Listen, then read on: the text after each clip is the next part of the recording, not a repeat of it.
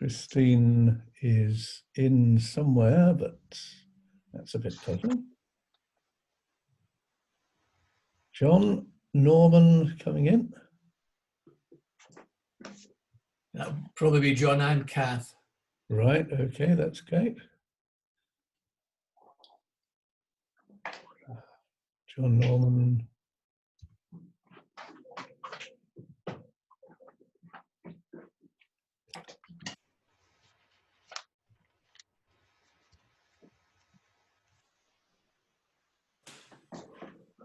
Right, at the moment, okay, let's see, unmute. John, unmute.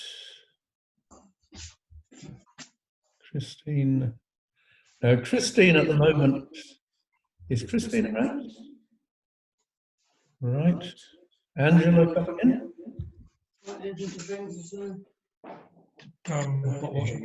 Right, I'm going to just mute everyone for a moment. Right. That's great. With people arriving, let's say hello. Hilda, great. Okay, as people are coming in, just so you know, I've muted everyone because it'll get confusing if I don't. So there we are. John Reederer coming in.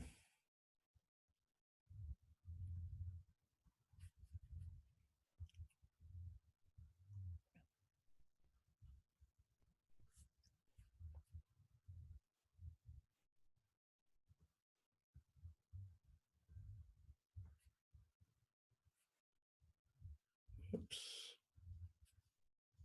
Just going to move that around a bit. Okay. Neri, somebody called Neri.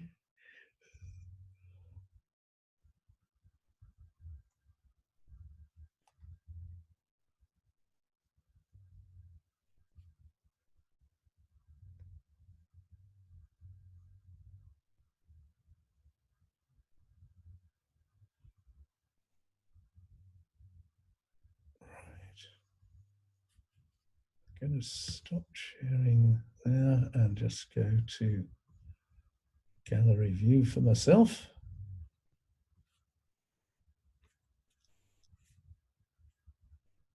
Right, Moira, Caroline, Helen's iPad, presumably accompanied by Helen, Catherine.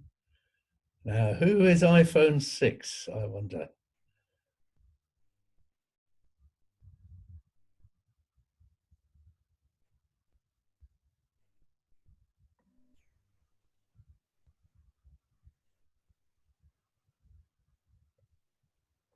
Hello, iPhone 6. Who are you, please? Is that me, Helen? No, hang on. Somebody is called iPhone 6. I'm just looking around. Oh, there you are. Yes.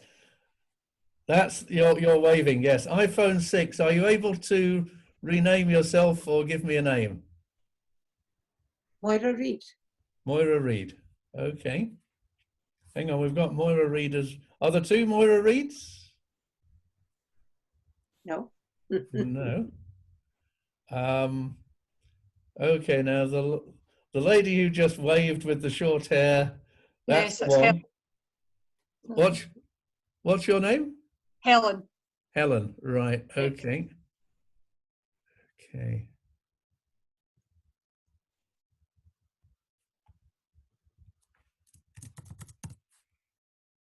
Okay, there we are. Okay, oh, I see, there's another Helen there with an iPad, but that's easy to work out. Ruth O'Reilly just coming in now. That's good.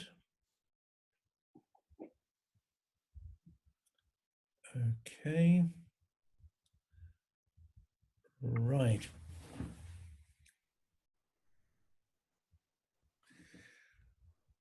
Right, hello friends now. Right, I'm just going to begin with a little clip just to take us into things. It's possible a couple of people may arrive while that's on. This runs for about 4 minutes. So here we go.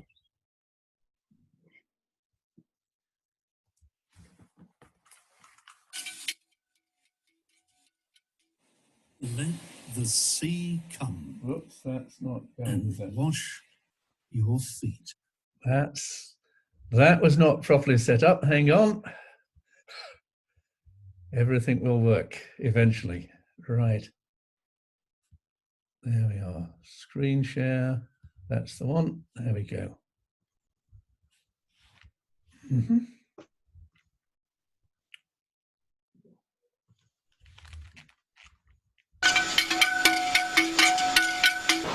Let the sea come and wash your feet. From where life comes, we can't compete.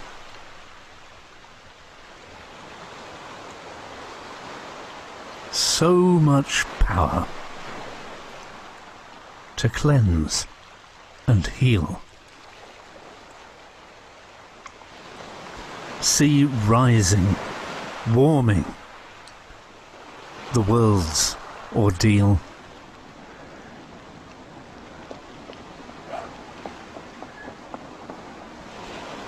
Change is coming, dashing headlong.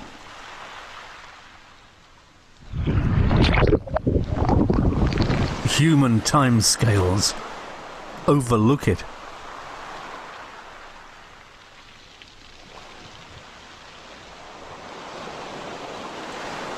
Such broad greatness where the fish dwell.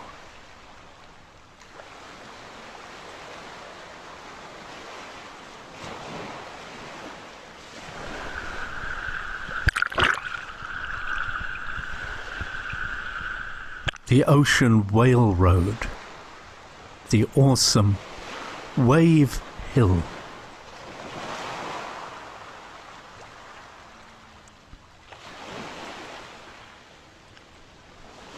Let the sea come and wash your feet.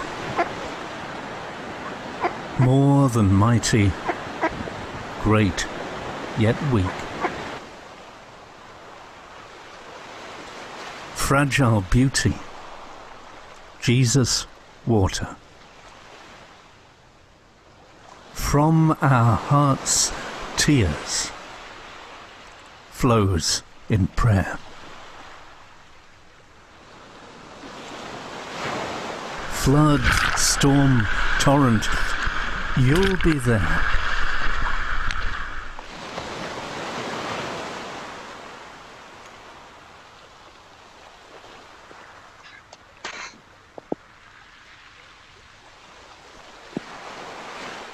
We might hold back from your care.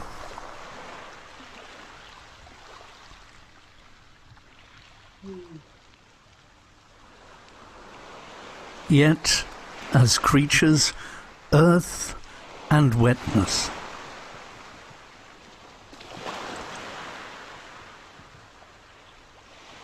care our duty, Christ, our witness. In a bowl at home or puddled street.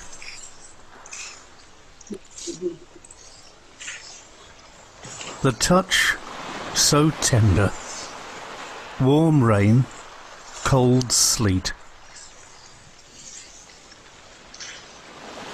Let the sea come and wash your feet. Let God's water wash your feet.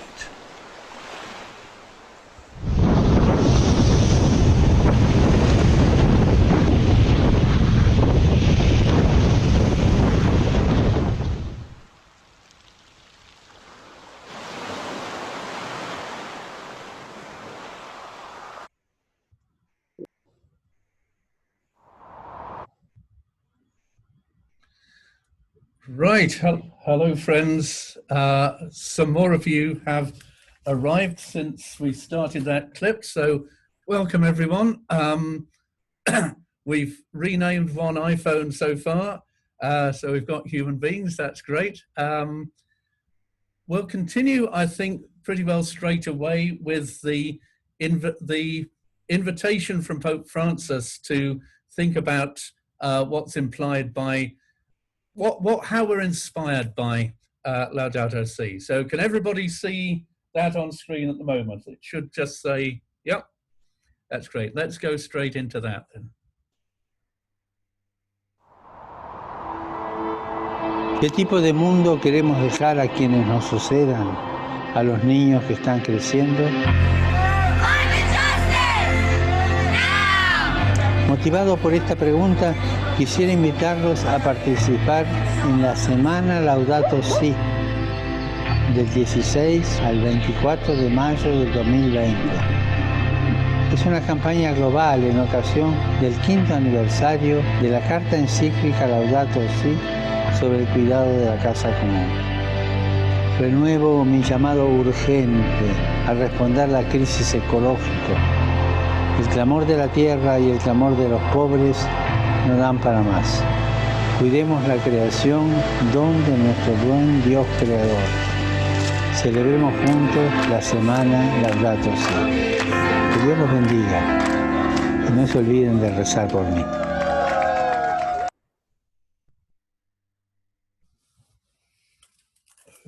Okay.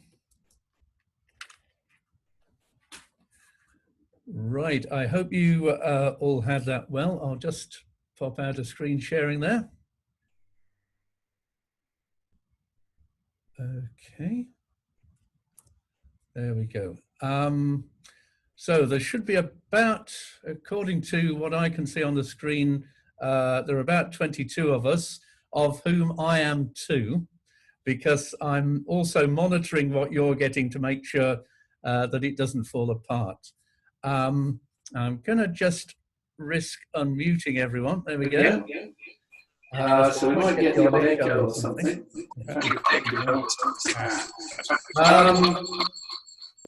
Let's take this more or less one at a time. I'm going to have to mute everyone again. Okay. Now, if you raise hands, and I'll ask you to, perhaps if you'd like to, just to say hello. So raise a hand, somebody. Maybe let's start with Robert, because I think he's to blame for this happening. Robert. Yeah, good morning. Firstly, thank David for agreeing to lead us today. Robert, call me what you want. From St Ninian's Parish, member of the Parish Pastoral Council, and also the Faith Formation, and a Laudato Si animator. Did a course with the Global Catholic Climate Movement. Right. So delighted to be with everybody this morning. Okay, we're going to move on to Helen McLaughlin. You now have a voice, Helen. Hello, can you hear us? Just like to say hello and about a couple of words about who you are and where you come from and things like that. Well, I'm happy to join the group this morning, and I'm living in Dalkeith in a care home. I'm a Sacred Heart sister, and I'm very interested in the topic for this morning's discussion and retreat. So thank you for the preparation. Thank you. Thank you very much, Helen. Des Brogan. Hello everybody, I'm delighted to be with you. I'm Des Brogan. I'm a member of the Parish Council in St Ninian's Parish, and I work with the Outreach Group. Lovely, thanks. Joan has a voice now, yes.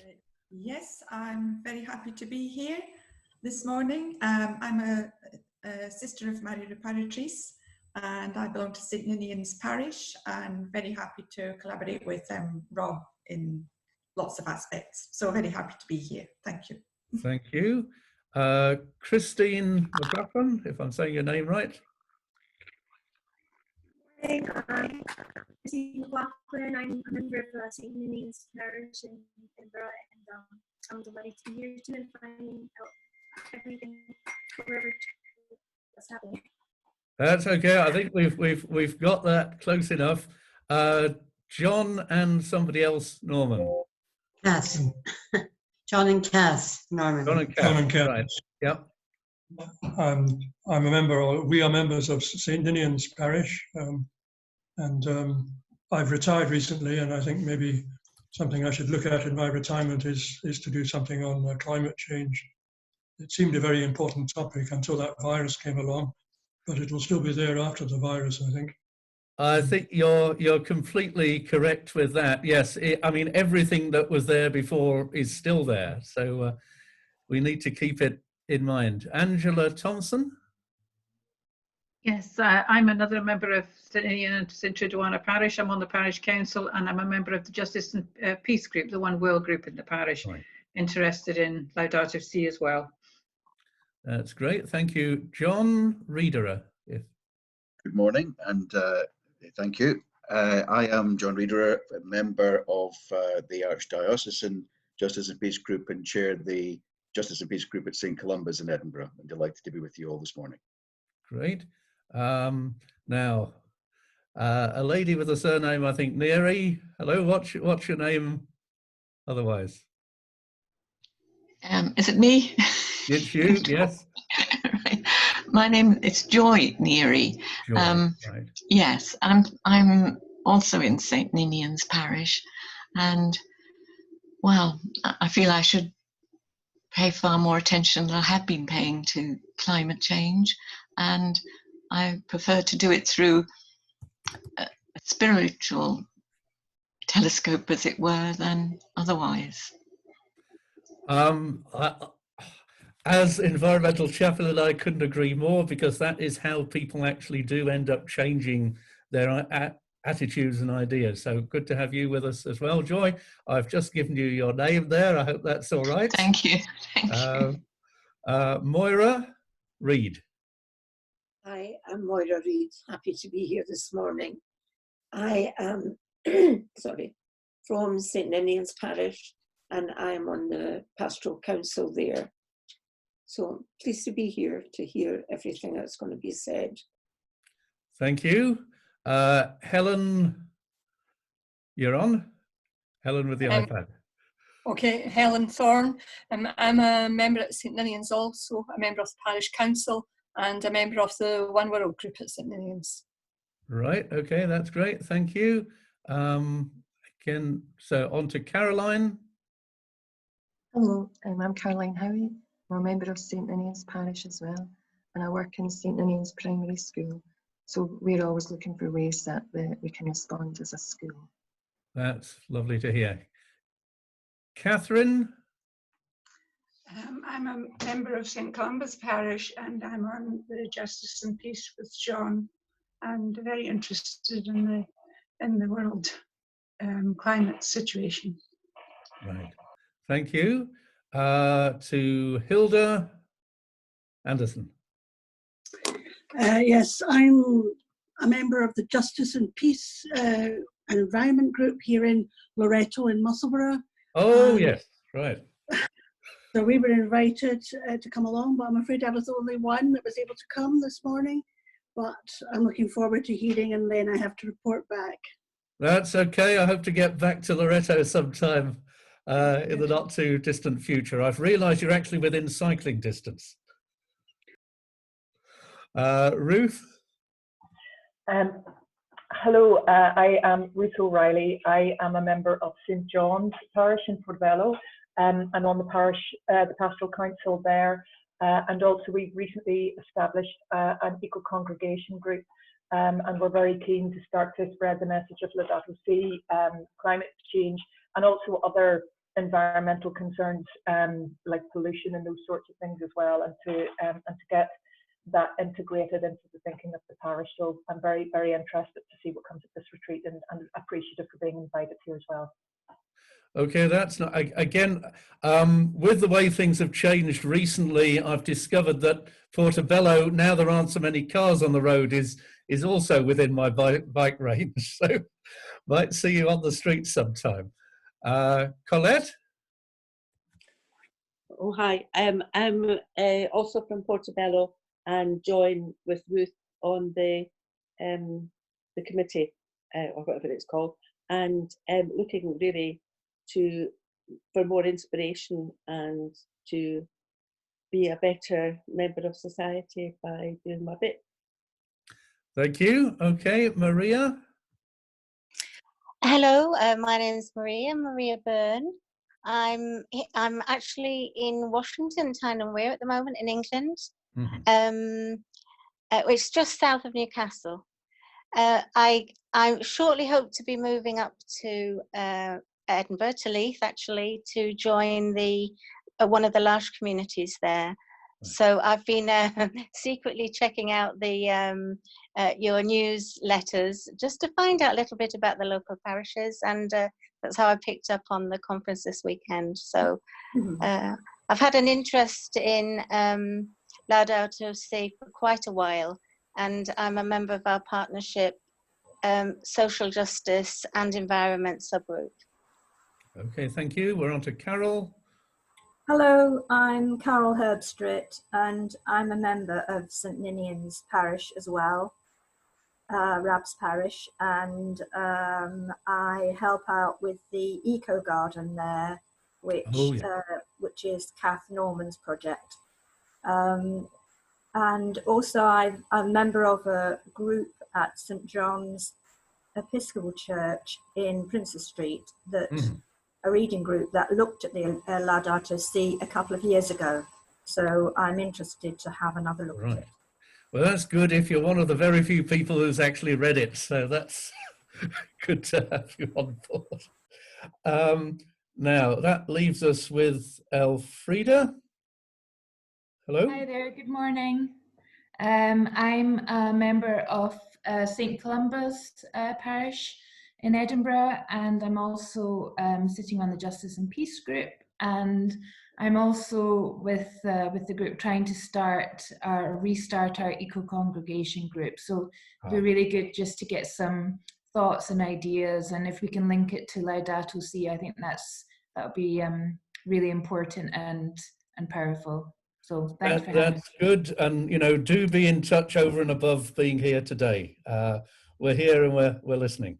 Thank you. I haven't got a name for you, sir, at the moment. Oh, hang on. I've got Teresa McDowell there. Right. Hello. Now, I'm seeing a gentleman looking down at me. That's it. Yes. What's your name, sir? Sorry, I'm John McDowell. John McDowell. Yeah, sorry, I had a bit problem with my computer, so my wife gave me her iPad. That's very kind of her, right? Yes. Sorry about that. No problem. And I just became interested, so I'm also from St Ninians. Okay, right. Well, timing is sort of strict, but we may go over a bit, and I hope you've got a little bit of tolerance for that. But I thought it's important that everybody does say hello. Also, that you're all aware that whatever you say here is in public.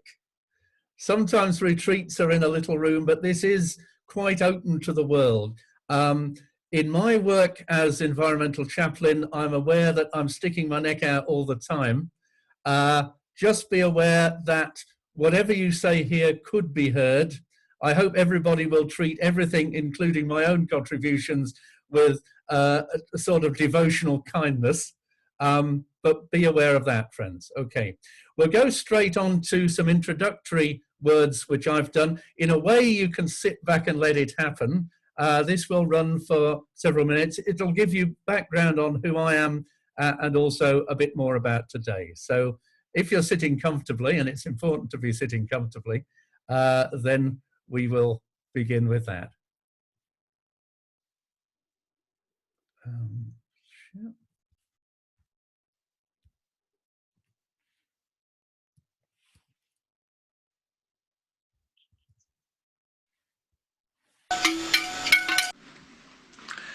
Thank you for being here, and thanks to Robert for making the arrangements. There are some things that, as participants, you need to be aware of, and let's say also a few house rules.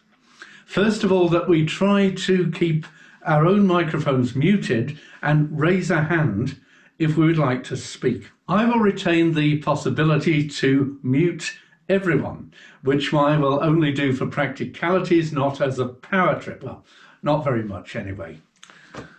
So some things about today, first of all about myself, so that you can know where I'm coming from, and you can make an informed decision about whether you take any notice of what I say.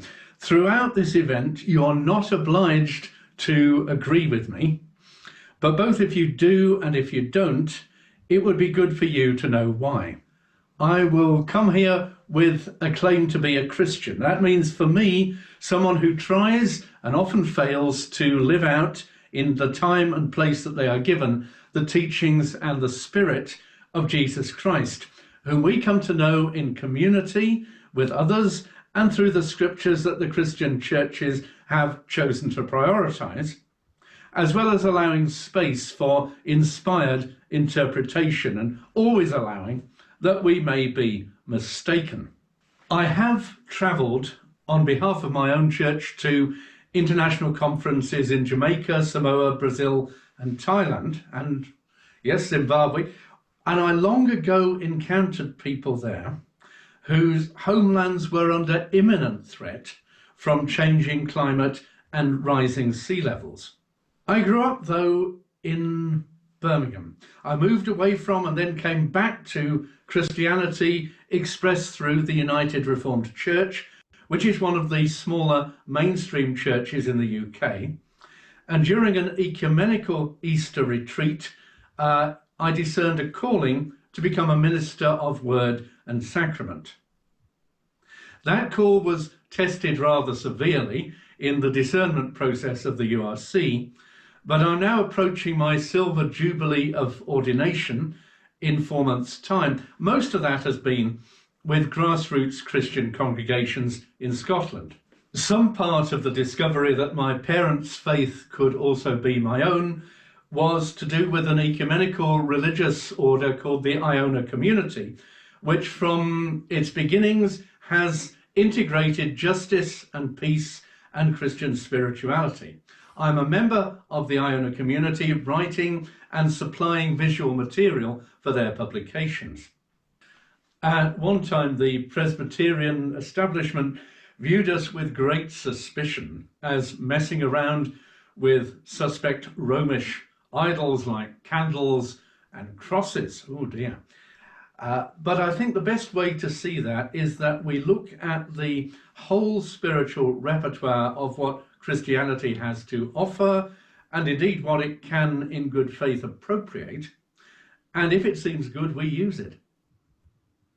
That included, for instance, the old Scottish tradition of celebrating the Eucharist gathered round a table before you're scattered to do your work in the world. What you do with your body, you also do with your soul. Justice and Peace Scotland folks will have encountered Iona at the gates of Faslane nuclear base and elsewhere, and of course concern for creation in that way goes completely together with the newer recognition of climate concern.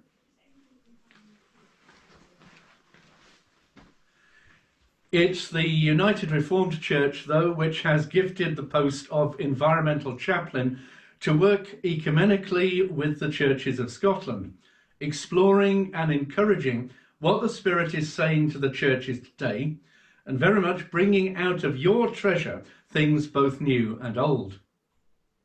When Pope Francis's encyclical Laudato Si came out, I was asked to review it for the UK magazine of the United Reformed Church, so I've been living with it for quite some while. And of course I've revisited it, not least because this document remains the most prominent mainstream Christian document nurturing the wholeness of Christian faith and reassuring us of its extreme relevance in times of trial. Quite usefully, I think, Laudato Si has become shorthand for faith-based environmental activism, not for reinventing the church, but perhaps for recycling and repurposing it. a Laudato Si issue is not anymore in the first instance just one which insists on direct study of the text. And this is what I'm most interested in hitching a lift on today, the spirit of it, rather than necessarily the letter. Nonetheless, the text does give and encourage examples of making the most of what you yourself have at your disposal. And guess what? That also includes Christian theology. Churches love to talk about the kingdom of God, of which Jesus said it has come close. And some would read that as close and within your reach. Some scholars and preachers prefer to talk of the reign of God, which can be glimpsed wherever God's will of justice and peace for all creation comes close. I like to pick that up and run with it a bit, particularly as, in the words of Jesus, the other thing that comes close is catastrophe and disaster. I no longer feel uneasy that our appreciation of the meaningfulness of the gospel actually does seem to grow in step with our awareness of the signs of the times. And many of what had seemed to be the wilder sayings of Jesus, kept on one side as a source of embarrassment, are now inspiring and giving meaning and purpose to Christian communities around the world. This then is an exciting time to be a Christian, even as it's a tragic and scary time to be alive. To return, though, to Laudato Si, it contains about 40,000 very densely packed words, as a result of which far fewer folks have read it than ever mention it. And I probably include the good folks at CAFOD who produced this wee video for children.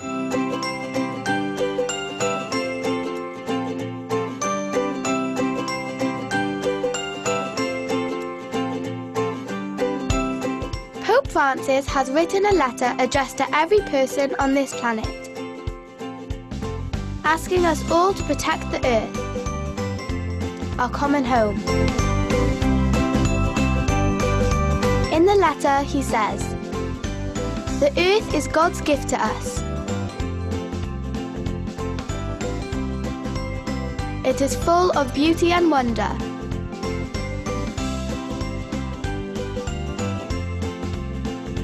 And it belongs to everyone.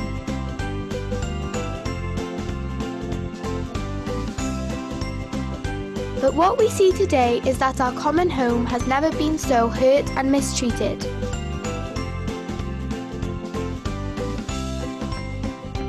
We have developed at a greater speed than we could have ever imagined, and have treated the earth like it has an unlimited supply of resources. We have taken more than our fair share from most people on the planet, as well as future generations. We have cut down the earth's natural forests, polluted the earth's waters, its land and its air. The earth, our home, is beginning to look more and more like an immense pile of filth.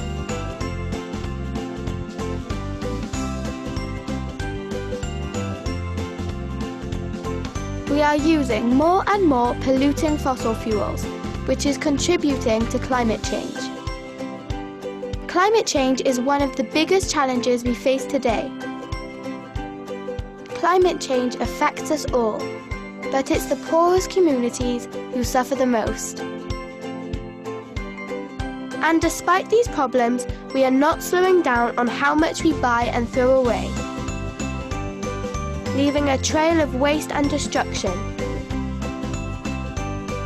We cannot continue like this. We can change, and we can make a new start. The whole human family needs to work together to care for our planet Earth, so that we can sow beauty, not pollution and destruction. The world can't wait, so let's make that start today. Play your part to protect our common home.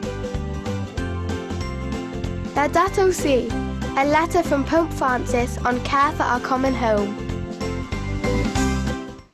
There's very good stuff there, but it's also the same old very safe and worthy stuff that enabled pretty well every church to marginalise care for creation.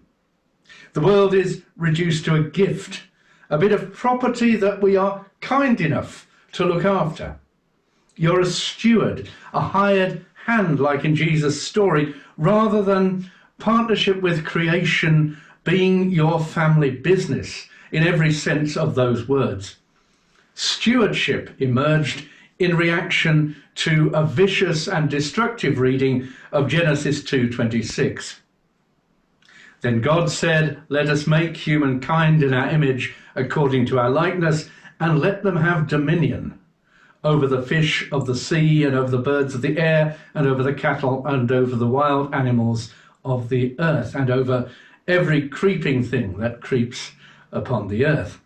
Dominion is an unfortunate and incendiary word.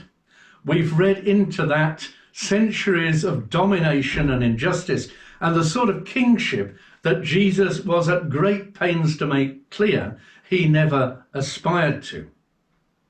You know that the rulers of the Gentiles lord it over them, and their high officials exercise authority over them. Not so with you. Instead, whoever wants to become great among you must become your servant. So if alongside brother sun and sister moon we rule the earth, we also serve the earth. And for all of that, you need to cultivate a personal relationship, not just with creation, but with the rest of creation, or perhaps better, with all creation, which includes yourself. God's rainbow covenant was with all flesh, and the Word was made flesh, as John wrote some generations before the Creed reminded us that this includes being human, being fully human, which is another way to read the Son of Man. Being fully human teaches us to look creation in the eyes.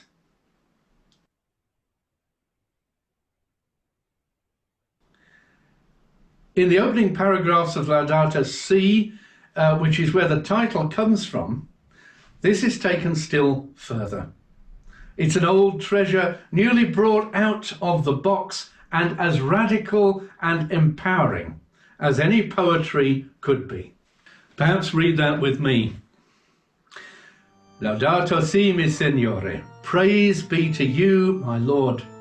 In the words of this beautiful canticle, St. Francis of Assisi reminds us that our common home is like a sister with whom we share our life and a beautiful mother who opens her arms to embrace us. Praise be to you, my Lord, through our sister, Mother Earth, who sustains and governs us and who produces various fruit with coloured flowers and herbs. So the question, over to you, is who governs whom and how and why?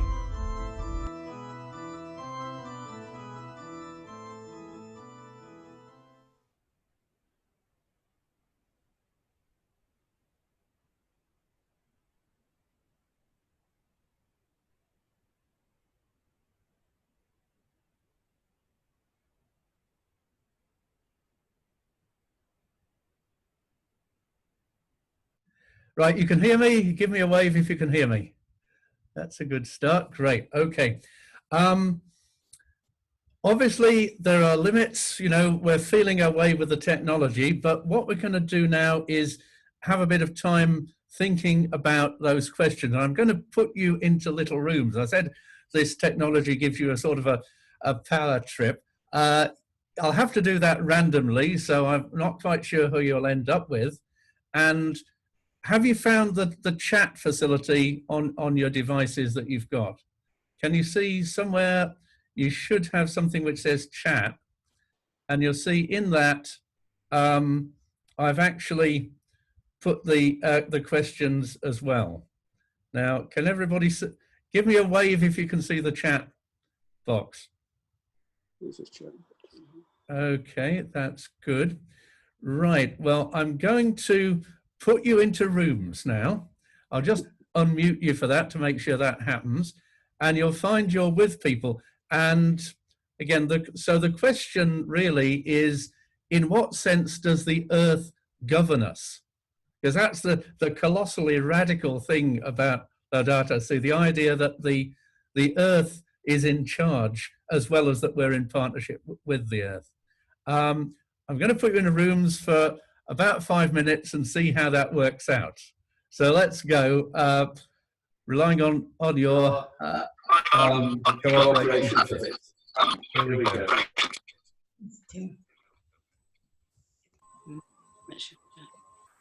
Good days, grab, Monday.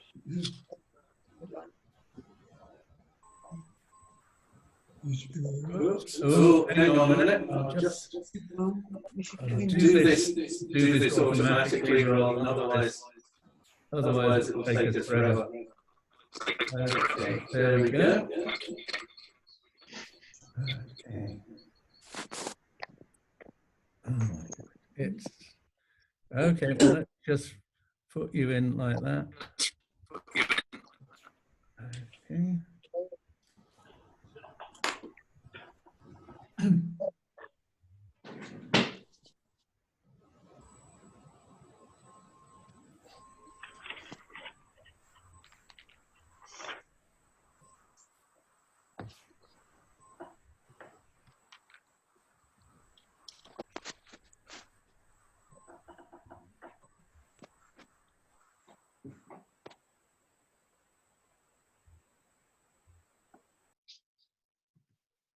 What's her name again? Coming up from Washington. Should be there. Oh, Ruth. Oh no, that's Ruth. Hello. Oh, hello. So how many? There's myself. Right. Okay.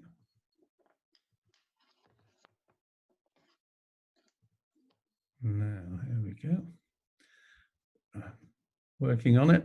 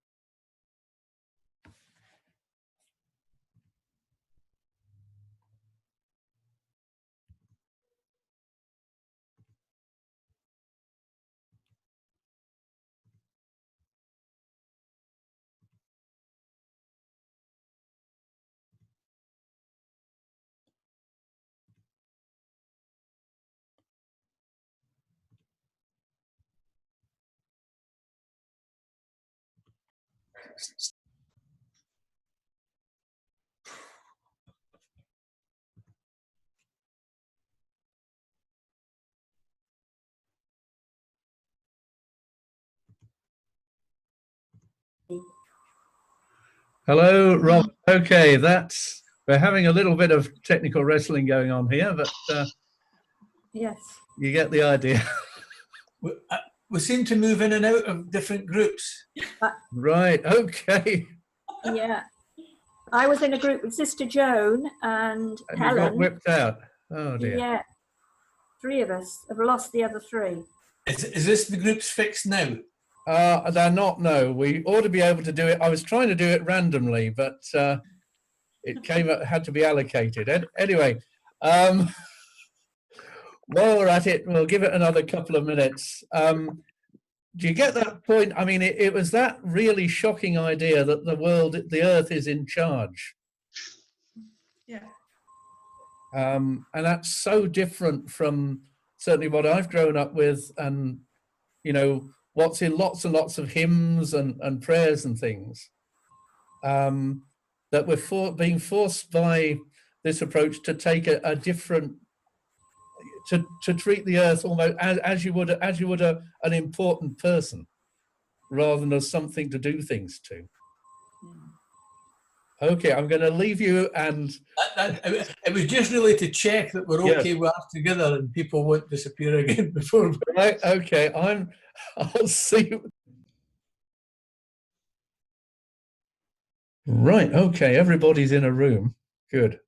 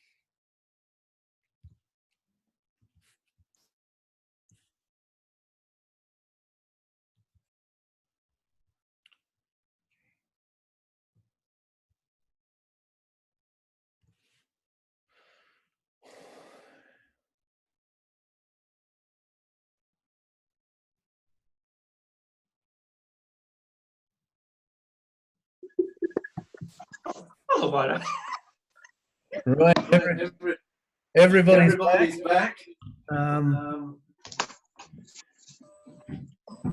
Well, that's magic. Right, yes.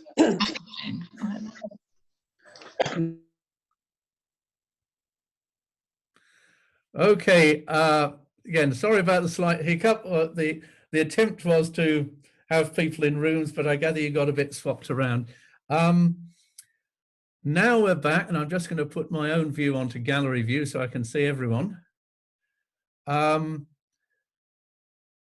Would 2 or 3 people like to share what they felt about that question, the idea of having to regard the earth as an important person rather than as something that you do things to? So put up a hand if you've got a comment, please.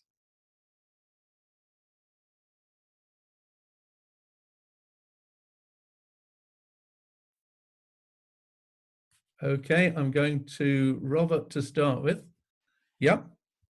Yeah, I think for most of us, there was a recognition it's something we'd never fully thought of before, but especially in the present climate, could understand the whole sense of nature almost having rights. Mm-hmm. Another thing that came up was that sense of the rhythm of nature and us getting totally out of touch with it and almost trying to control it.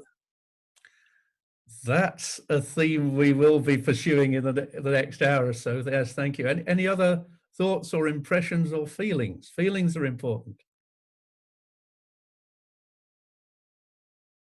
That's Maria.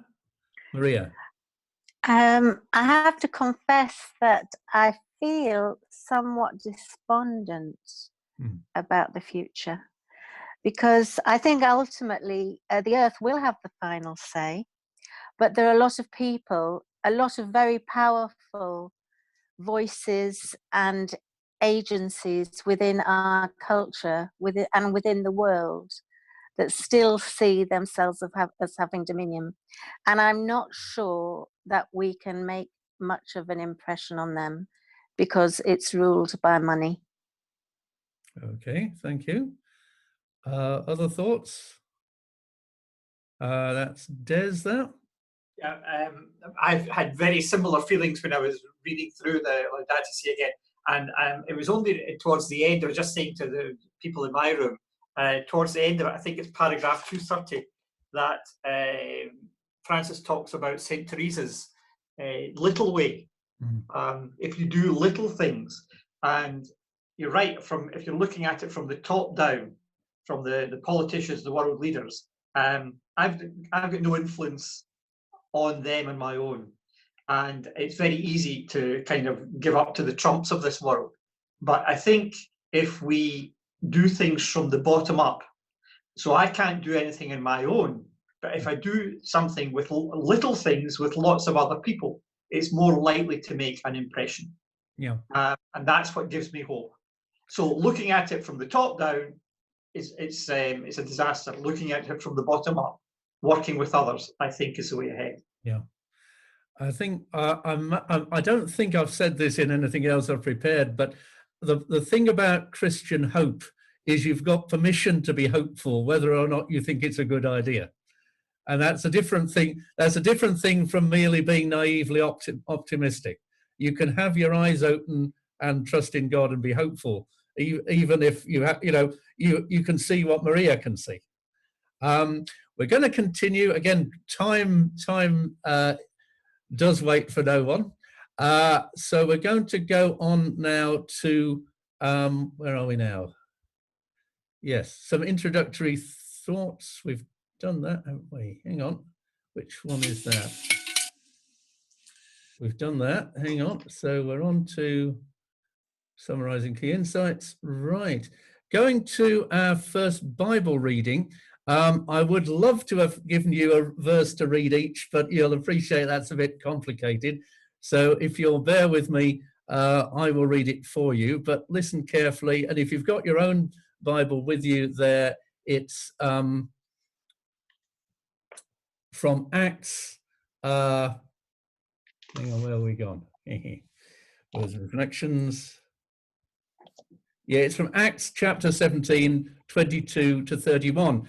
And it is very much when Paul comes into Athens, and he is a person who has no power. He's not at all in charge. But this is what happens when he does what he feels he's called to do. Let's just share that and hope it comes through nicely to you.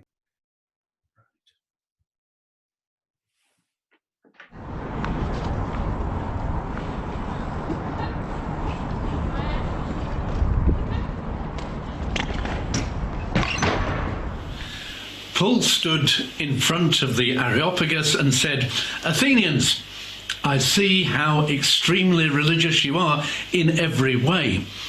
For as I went through the city and looked carefully at the objects of your worship, I found amongst them an altar with the inscription, 'To an unknown God.' What therefore you worship as unknown, this I proclaim to you.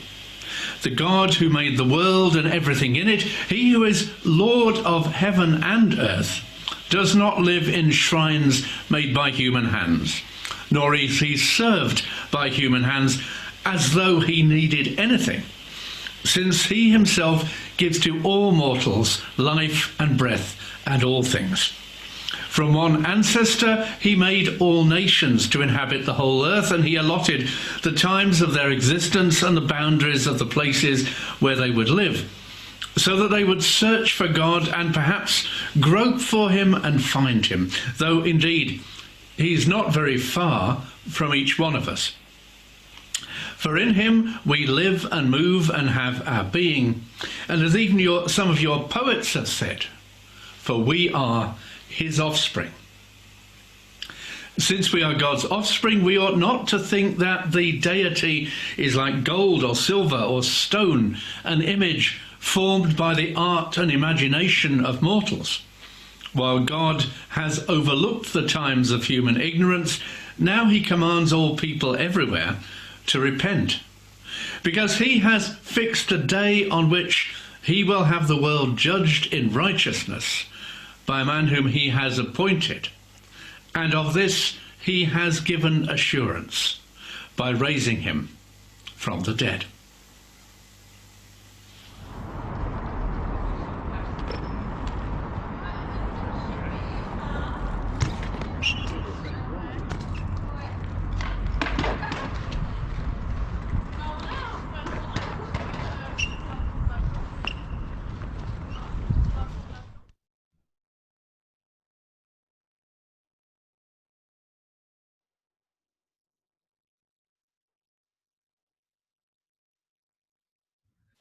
Right, I'm going to go straight on to the extended reflection.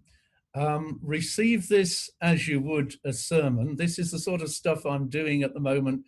Until now, I've been visiting churches. This is the way in which I'm able to visit nowadays.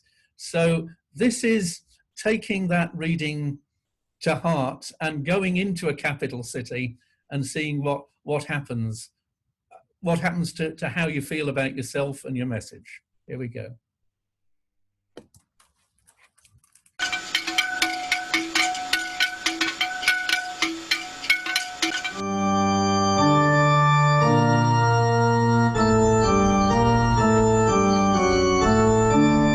When I set out towards the city, things leap out at me.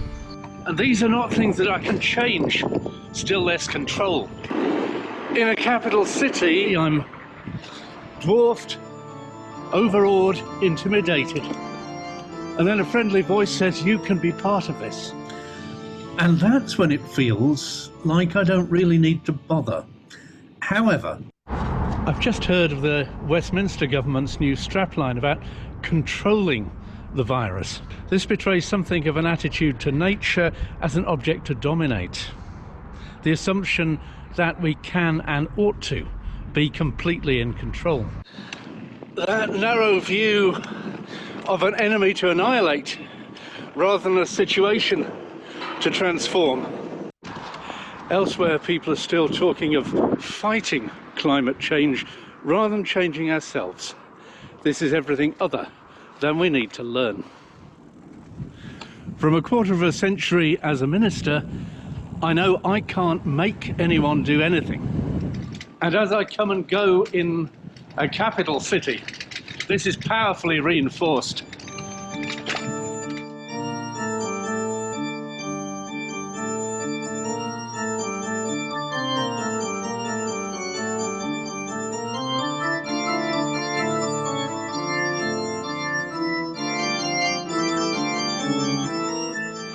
it's not just the public buildings and the banks that do it, but even the churches.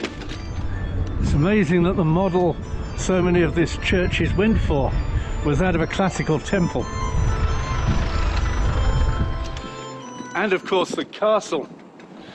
No one provokes me and gets away with it. Centuries of pain, violence and misery. And that's the brutal starting point. Agree or be a barbarian. Maybe it's only the seagulls and pigeons that manage to rise above it.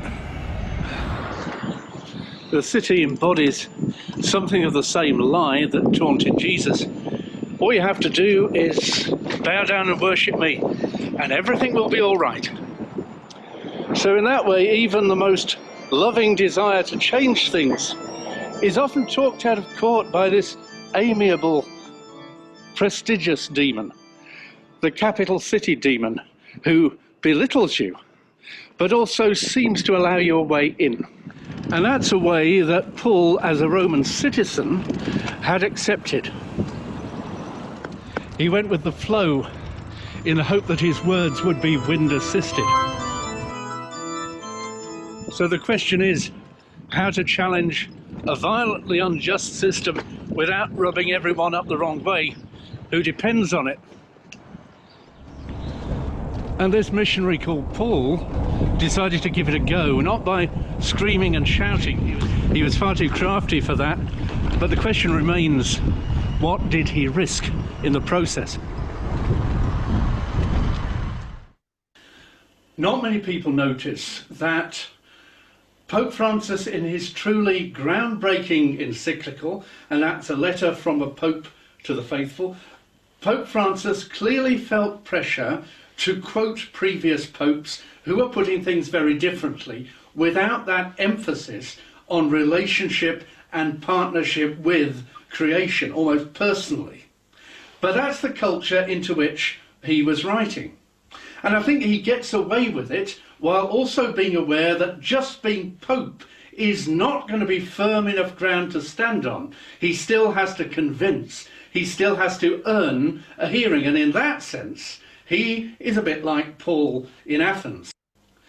What he has showed is that with a hint of common ground, with patience, with impatience, respect and love, and God willing, you can pull it off.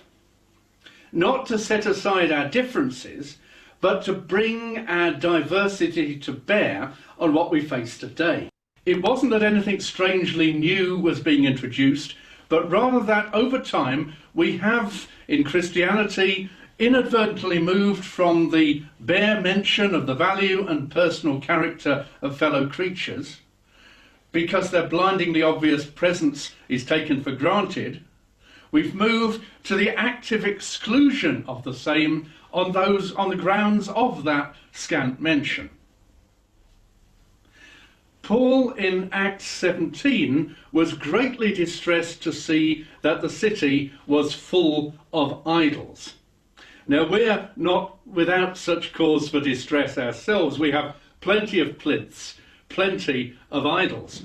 As I go through the city, the origins of institutions, buildings, traditions are almost all highly questionable. Great monuments to slave owners, those who went abroad and under the umbrella of empire and commerce exploited and did violence to the peoples of the world. And how's this for an idol? Viscount Melville up there used his influence to delay the abolition of slavery for a full 15 years. Think of the amount of suffering that involves. And there he is, up on his column still, protected by law. And bouncing along on the cobbles here in Newtown, I'm aware that this place is what it is because of money from slavery. And I realise that without these restrictions, I wouldn't be having these thoughts, I wouldn't be doing what I'm doing today. What matters is not whether we're restricted, but what we do creatively with those restrictions. Is it just a wee ride out of the centre and we come across this plant, which is involved essentially in manufacturing death. Piously and truthfully, it claims on its website that it contributes to the balance of payments, and if you also look, there are reviews from employees saying how kind and considerate the management are, and all that is true. But so is the truth of what they're making here. How many of these truths does it take to stop your conversion in its tracks for fear you might upset someone? The thing is that idols are powerful because it makes sense to worship them.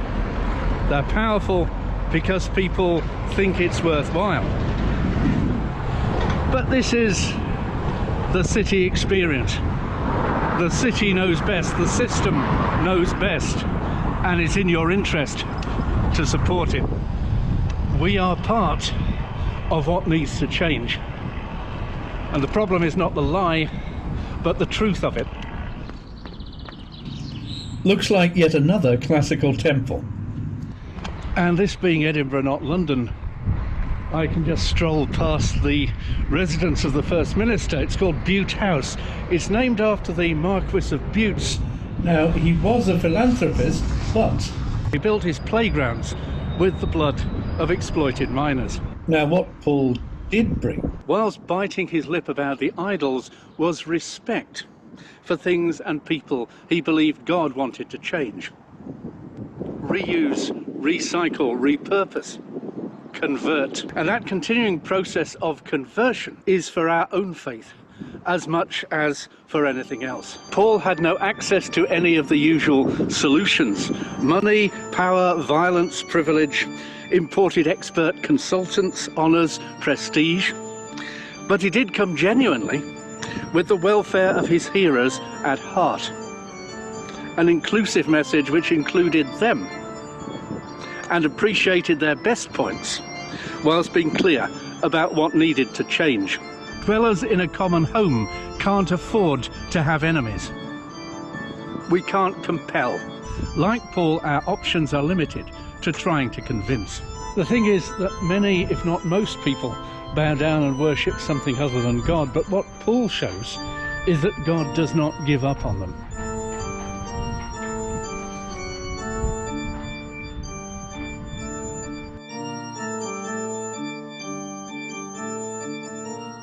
Paul may have been small, powerless, deluded, foreign, but he discovered what he could do and did it anyway.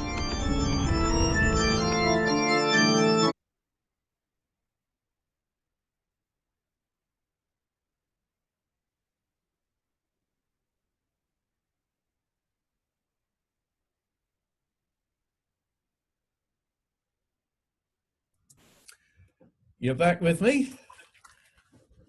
I think something happened there. Ah, right. There we go. Okay, friends. In terms of time, we're running a little bit slow. I think if we have a break of about, what shall we say, till 20 to 12. And in that time of break, you go and do whatever human beings need to do, which is easier than going to such places if you're in a church or a building you don't know. And also try and bring back with you something for the end of the retreat, which I'd like, if you wish to take part, to be something you can drink. Right, let's get that in the right part. Something you can drink and something you can eat. And bring something, in both cases, that you really like. If you see what I mean. Something that you would enjoy eating and drinking for the small agape at the end of the thing. So let's disappear till 22 or just after 22, and I'll be back with you then. I'm just going to put something on screen to fill that gap. Okay, so see you in a few minutes.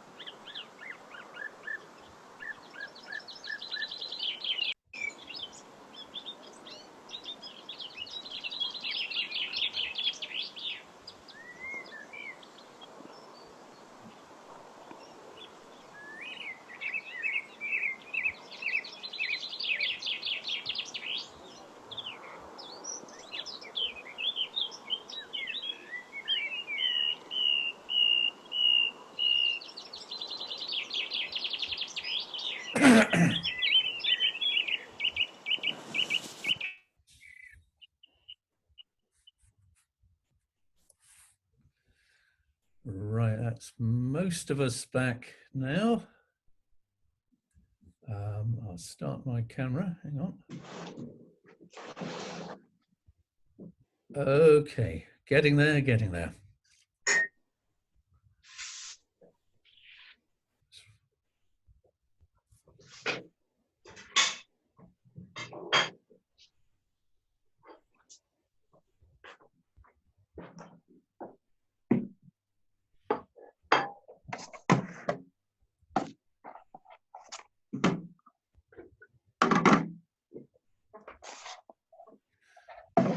Right.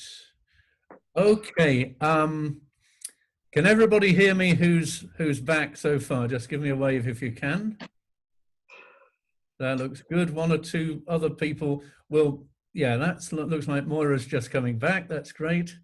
There's a couple of questions here, again, which we'll just run till about for a few minutes. I'm going to put those on the screen now. Let's go with this. Right.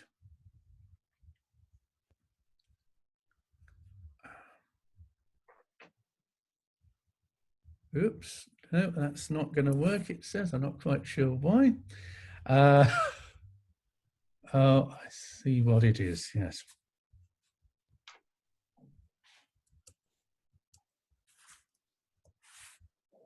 Right.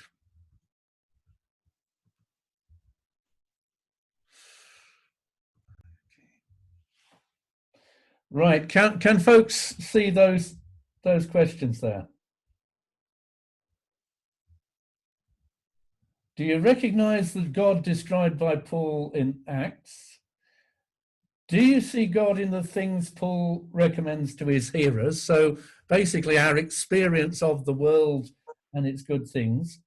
What do you make of the talk of judgment in that? He's, you know, Paul's very much, first of all, he's saying, trying to get his hearers' attention, and then he starts talking about judgment. Is that encouraging or worrying? And do we need someone like Paul to have a word with us? To the extent that you've been able to hear those, if anybody's got ideas that come to them, or indeed after the last reflection, put up a hand now and see how we go. Do you recognize the God as God's described by Paul? The interesting thing is what he's doing there, he's leaning over backwards into the context he's speaking. And some people would say he's watering it down, and other people would say, actually, he's not losing something in translation, because having to reach out to people like that gives you a bit more of the truth of what you're about. So there he was, he went to Athens, he looked around, he was horrified by what he saw, but then he said to people, oh, I see you're all very religious, that's a good thing. Tell you what, this is what it's really about. Do you think that would get anywhere today?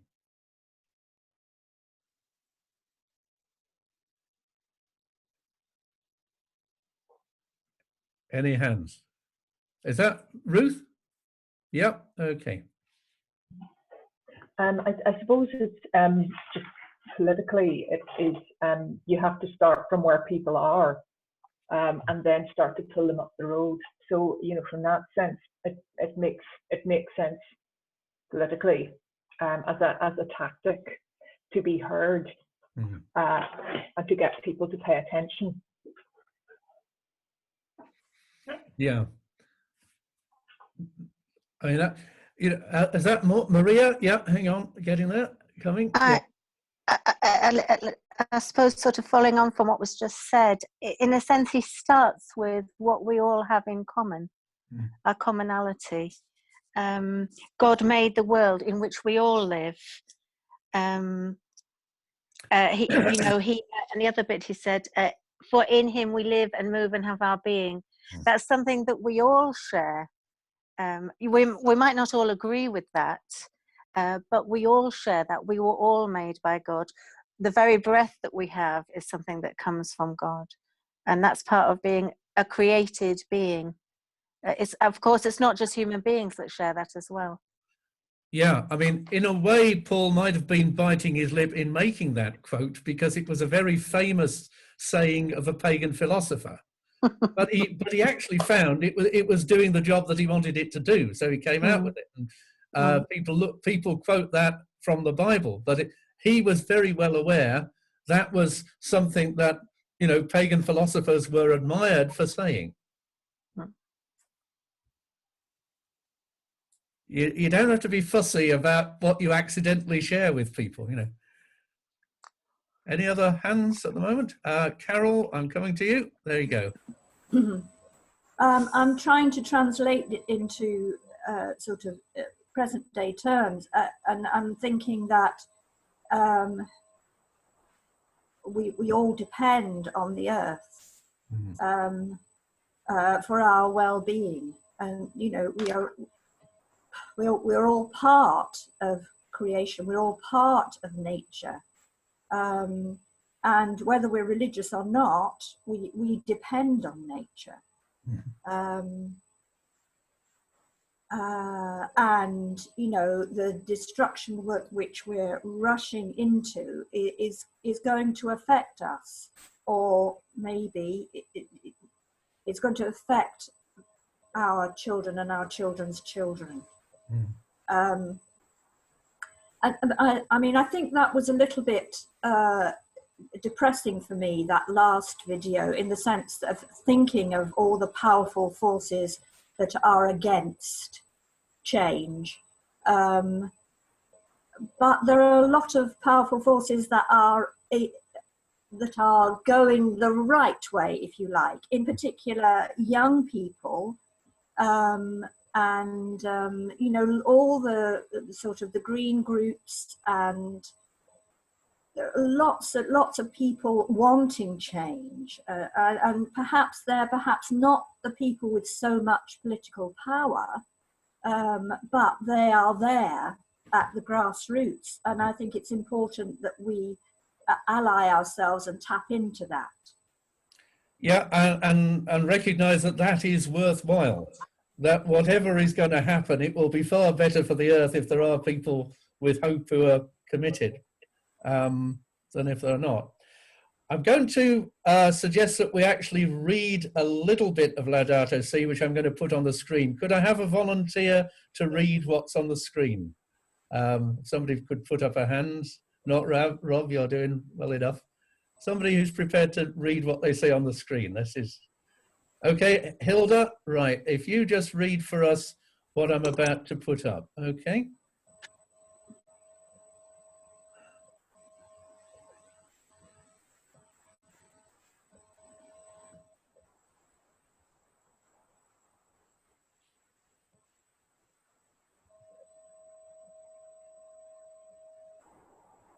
Okay.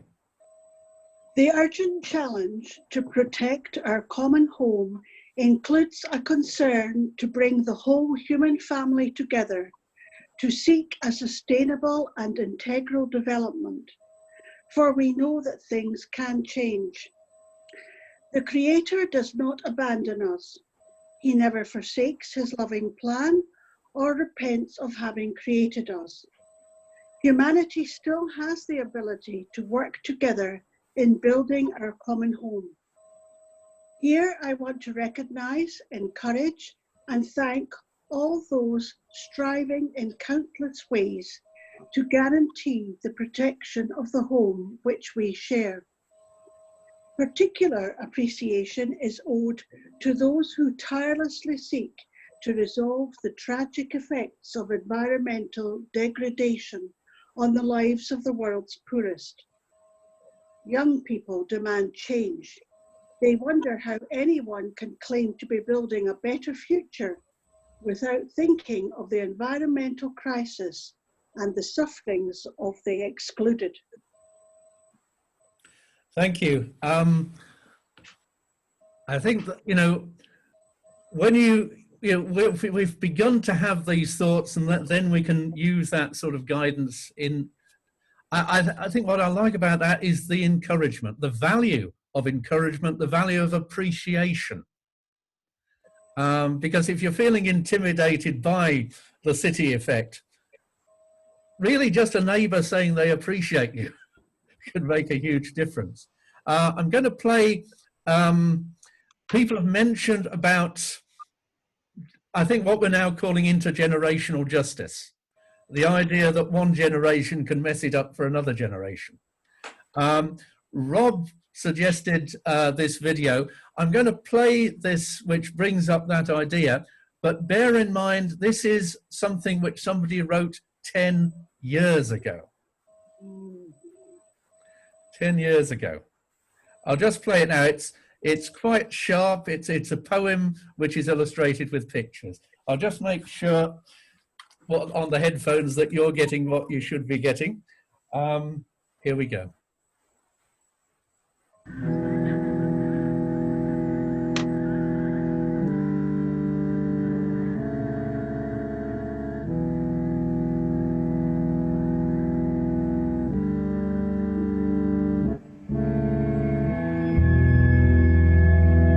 It's 3:23 in the morning, and I'm awake because my great-great-grandchildren won't let me sleep. My great-great-grandchildren ask me in dreams, "What did you do while the planet was plundered? What did you do when the earth was unraveling? Surely you did something when the seasons started failing, as the mammals, reptiles, birds were all dying. Did you fill the streets with protest when democracy was stolen? What did you do once you knew?"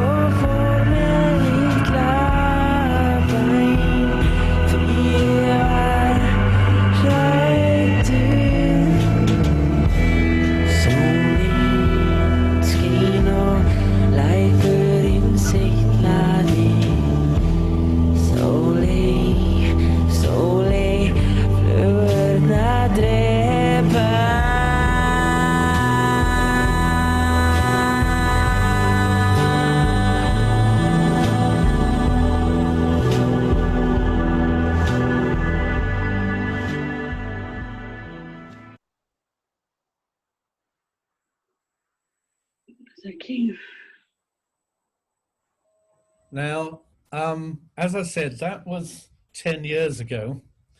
A little while ago, through these channels that do happen, hang on, I'm just going to mute Hilda because I don't want to give people echoes. A little while ago, I was given the chance to do a bit of a poll, if you like. I did the reflection for the Scottish Parliament. And one of the things I've ended up saying there was how it is not our great-great-great-great-grandchildren. If anybody here is planning on living another 5 years, it's you as well. And if I just play you this little graphic that I've used in talks, this is the way we're used to seeing it, that where we are and where we need to be are plenty of time between them. What's happened in the last couple of years, whoops, let's play it again, is this. That where we are and where we need to be, that difference has collapsed and come together. So we can't it's a nice thought that you're preparing a nice legacy for the grandchildren, but we're all generations are in it together now. And I sometimes find people tend to blame one generation and another. The blame game is maybe not what Christianity is about. Other people are doing that rather effectively at the moment. What Paul was doing was speaking to people he thought were profoundly mistaken, and yet he spoke with love and he sought to to reach them and find some sort of reconciliation. Now, what's the next slide there? Right, let's read a little bit more of Laudato Si. Hang on, I'm just going to pull that out there. Would somebody else like to offer to read a paragraph for us? Put a hand up, somebody. Can we have a hand? Elfrida, that's great. Okay, so if I just put that up, and that should work. Let's see. Yep, hang on, here we go.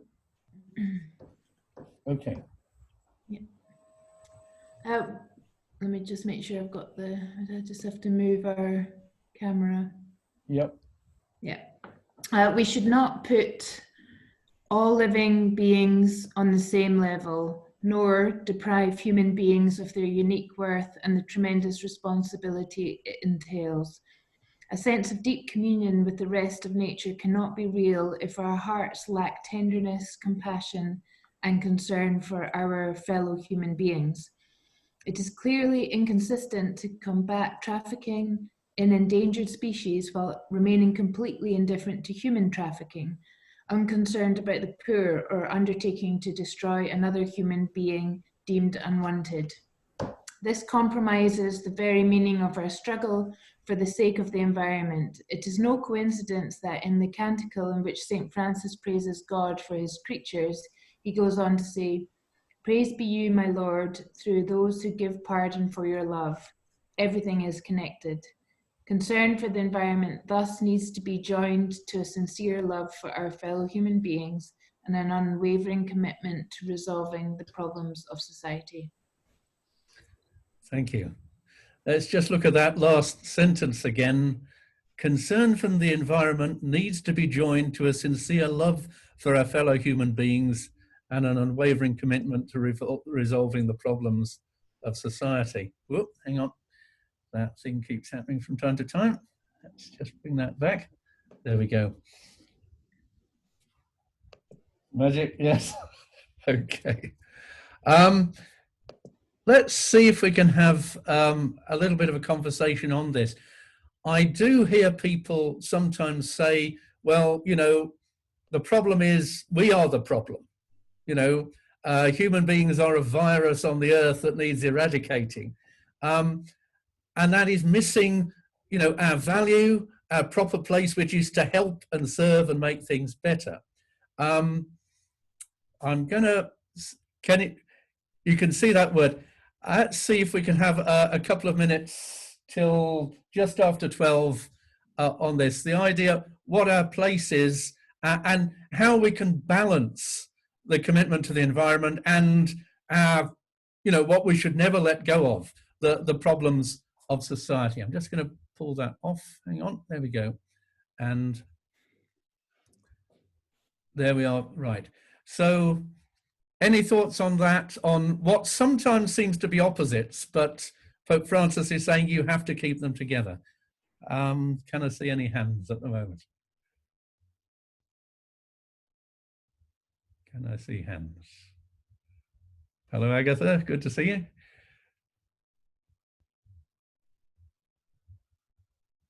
Okay. Hang on. Were you, sorry, Agatha, were you talking there or what? Yeah, I said my internet is unstable. Okay. Well, so, we'll be grateful for such as we do see of you. Yeah. Good to have you with us at any point.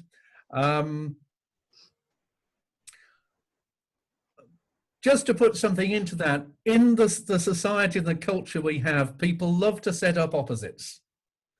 Black and white, left and right. I mean, and sometimes in the language of the Bible, the problem is this seems to go with that. Like that passage where it says, "In God there is no darkness; He's only light." But light and darkness are different levels of light.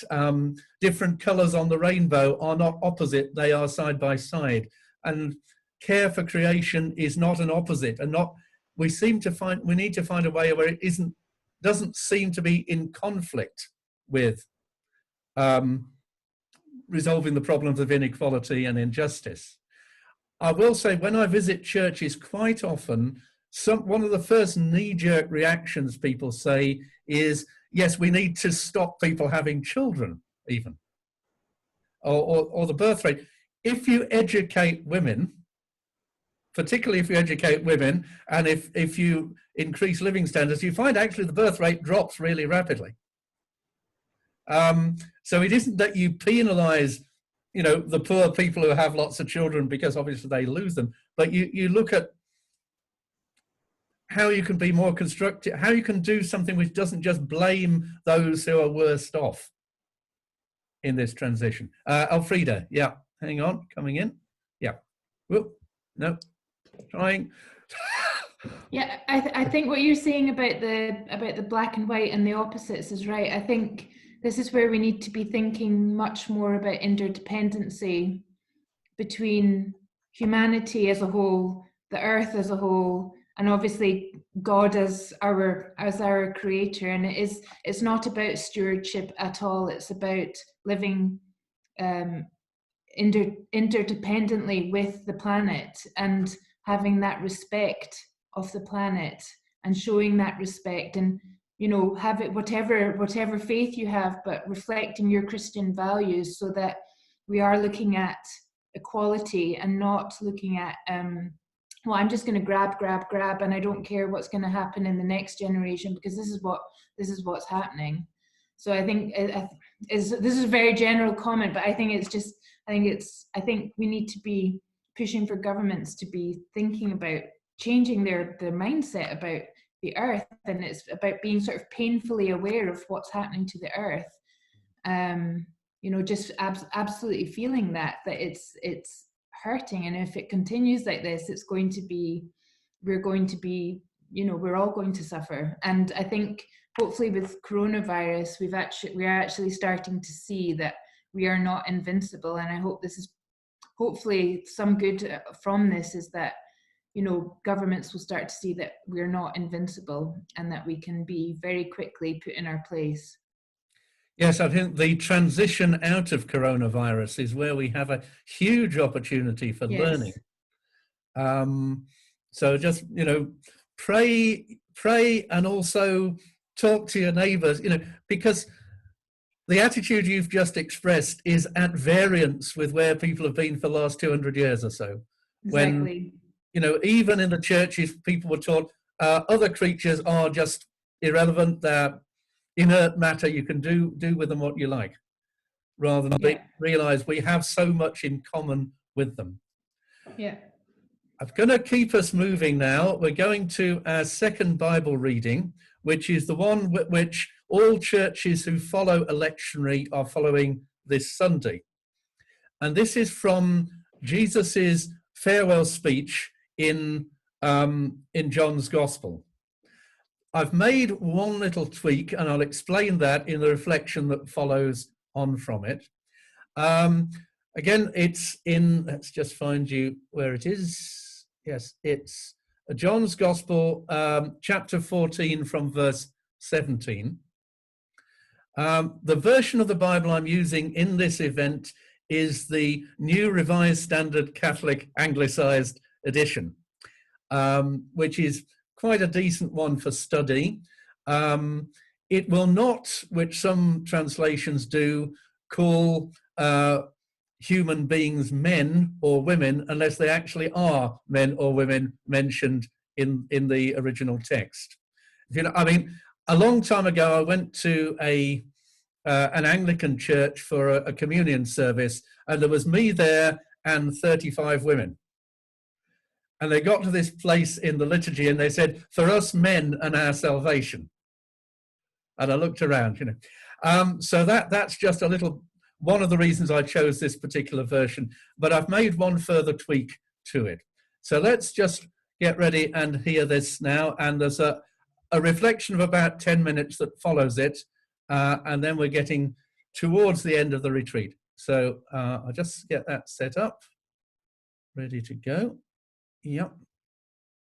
Okay, share screen. that one there. Okay. Yes, that's coming through. And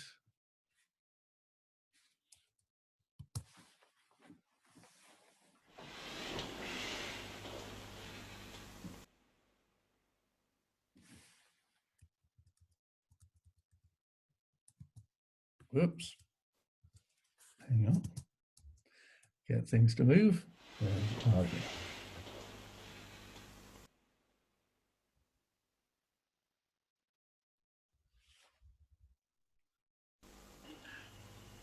Jesus said, "If you love me, you will keep my commandments.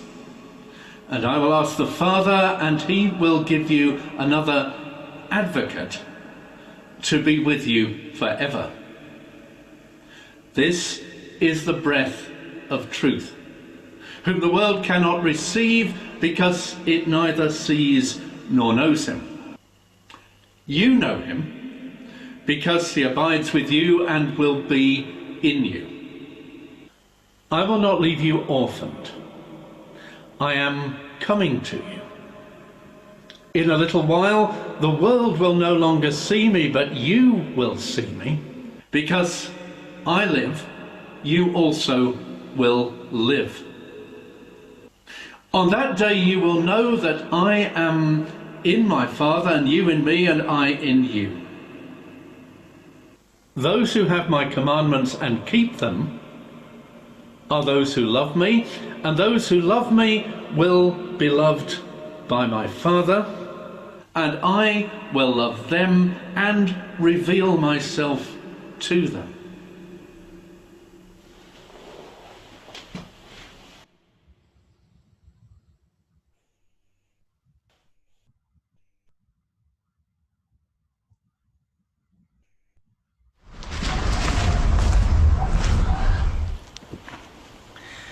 Whilst there are many things I would like to put differently, I made just one change to the Catholic Edition New Revised Standard Bible, which I'm using for most of this event.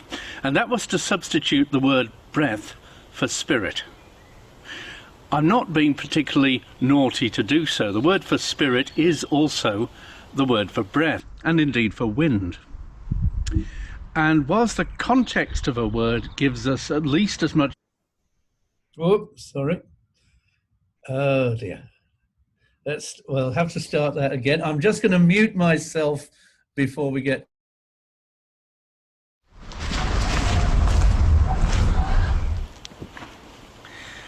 Whilst there are many things I would like to put differently, I made just one change to the Catholic Edition New Revised Standard Bible, which I'm using for most of this event.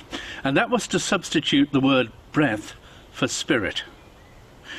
I'm not being particularly naughty to do so. The word for spirit is also the word for breath, and indeed for wind.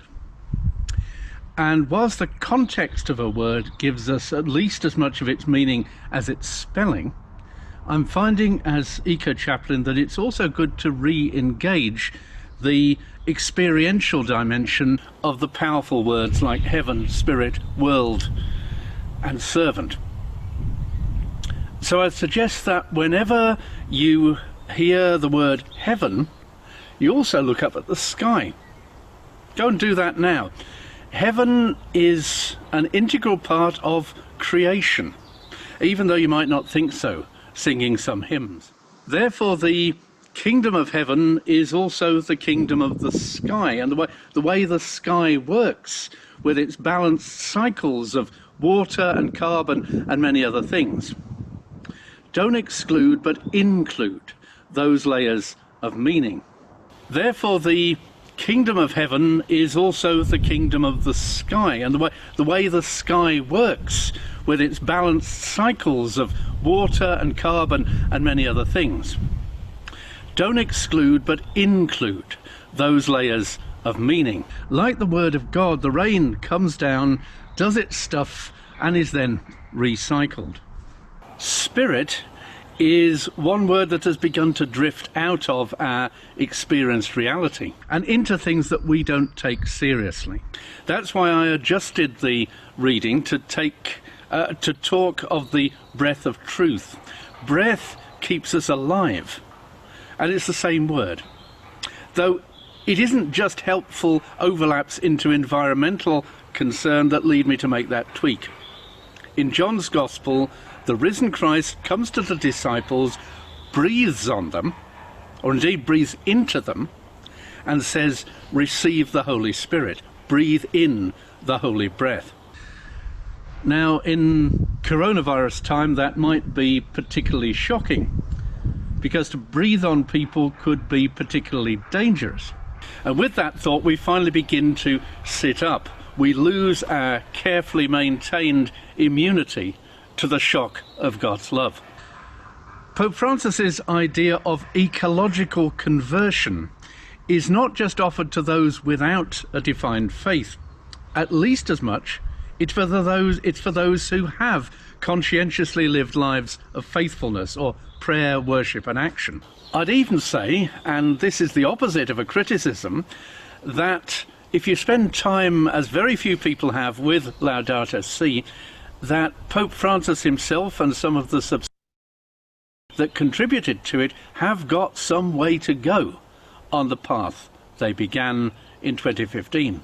And that includes the social justice passages, which actually soft pedal the insight of partnership with creation. They are there because Francis has entirely correctly condemned environmentalism when it's at the cost of turning a blind eye to human poverty and injustice. All told, though, the 2015 document did make a good start at remembering the integration of care for the world understood as humanity and care for the world understood as the living planet. I was at a meeting last year when I heard of a priest in a local church who had been speaking with irritation at all this tree hugger stuff that had been infecting the proper business of the church. First of all, I must say I'm grateful for that sort of genuine anecdote. But secondly, I do wonder how that person would manage to read and still more use in worship many of the Psalms, the books of the prophets, and probably the Gospels too. In the first half, I hope we may have noted that when you're trying to share something of real value to the hearers, the undeniable recognition of how you are part of life on earth comes readily to hand. When it comes to the passage from John 14, though, you might wonder how and where the tree hugger stuff fits in at all. When Jesus talks about the world, using that Greek word which elsewhere might well mean the whole thing, the cosmos, here it really does seem to seem as if he's restricting this to human culture. That's context. Sometimes people make up excluding rules rather too fast and easily, as if the Bible were only a book. So, for instance, if we then look back at John 3:16, would we have to exclude that wider love for creation? Some would say yes. For me, that would be desperately sad and would miss the point that we do approach Scripture creatively and devotionally. We leave some room for the Spirit to get in. We need room to play, and it's inconceivable to me that the whole of creation would not be the object of such love, coming from the God who made the world and everything in it, he who is Lord of heaven and earth. I said we need to play, and that's where a retreat differs from a lecture or a course. In the last few years, I've noticed that most Christian teaching, even most mainstream, does involve a creative leap of some sort. The respectable name for this is sometimes discernment, which can sometimes seem like responsible recklessness. Contained in every leap is the possibility of falling flat on your face. But you won't reach the stepping stones to cross the water if you never try, or cross the Red Sea if you're not prepared to leave the beach. So from my own tradition, to see way back Catholics being taught that Christ's presence at the wedding in Cana makes marriage a sacrament without any teaching or commanding going on at all, because the only commanding going on in John chapter 2 is to fill up the ritual water jars that then contained enough wine to intoxicate a village. That was quite a surprise to me. Just so you're aware, The Reformed churches reserve that label sacrament for things that Jesus more or less unambiguously commanded, namely baptism. Just so you're aware, the Reformed churches reserve that label sacrament for things that Jesus more or less unambiguously commanded, namely baptism and the breaking of bread and the sharing of wine, which very early in the life of the church was discerned to be Eucharist or Holy Communion. Of course, the tool of discernment might sometimes uncover a command which is not formally expressed as such. So what are the new commandments for today? Just a hint. Throughout the Gospels, a lot of Jesus' interventions begin with beware. Now, when it comes to these mid-air excursions, do we leap or do we wait to be pushed? Is it our initiative? Is it merely circumstance? Is it the business of all those committees that are set up by churches and councils of churches? Or is it the will of God? None of those springboards need to be in competition with or to contradict the other, though I can't guarantee they won't work against each other. Last year I looked at Jesus's mention of the sign of Jonah, and I looked for something a bit more than 3 days in the whale, paralleled with 3 days in the tomb. What is the miracle of Nineveh? It is this, that a nation state jumped through the preaching of the prophet rather than being pushed by a disaster. It wasn't God who did it, even if God sponsored it. And it was not commanding, it was convincing. Nineveh is a step of conversion. And in that sense, it's also the aspiration of Laudato Si, and for this reason, uniquely amongst papal encyclicals, Laudato Si is humbly addressed to all people of goodwill, saying, "Beloved, please leap, because a mighty shove is underway, and indeed because many of your neighbours have already felt that shove." In that sense, it is indeed the sort of commandment that can be associated with Christ. Pope Francis's starting point then is that of a minority. No big stick, and thus no need for resentment or kickback. It has to work hard to reach its audience. The conversion it aims at is rather like the conversion of Nineveh, change of habit and heart rather than of belief.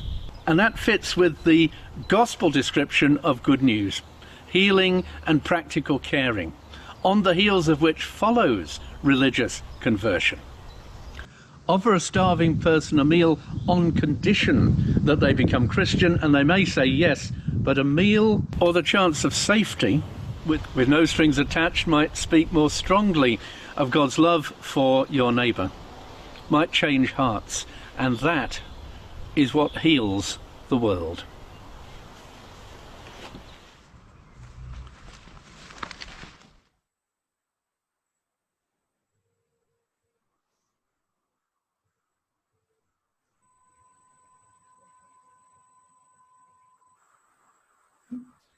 Hello, friends. We're back again. Now, I'm thinking we should probably give you about 5 minutes in breakout rooms. The question there, what difference does it make to your outlook to allow that wider creation might be included in the scope of Christ's work? So not just acknowledging that God's the creator, so everything's included, Christ's work. And can you see any obvious conflicts with our absolute concern with human poverty and environmental concern?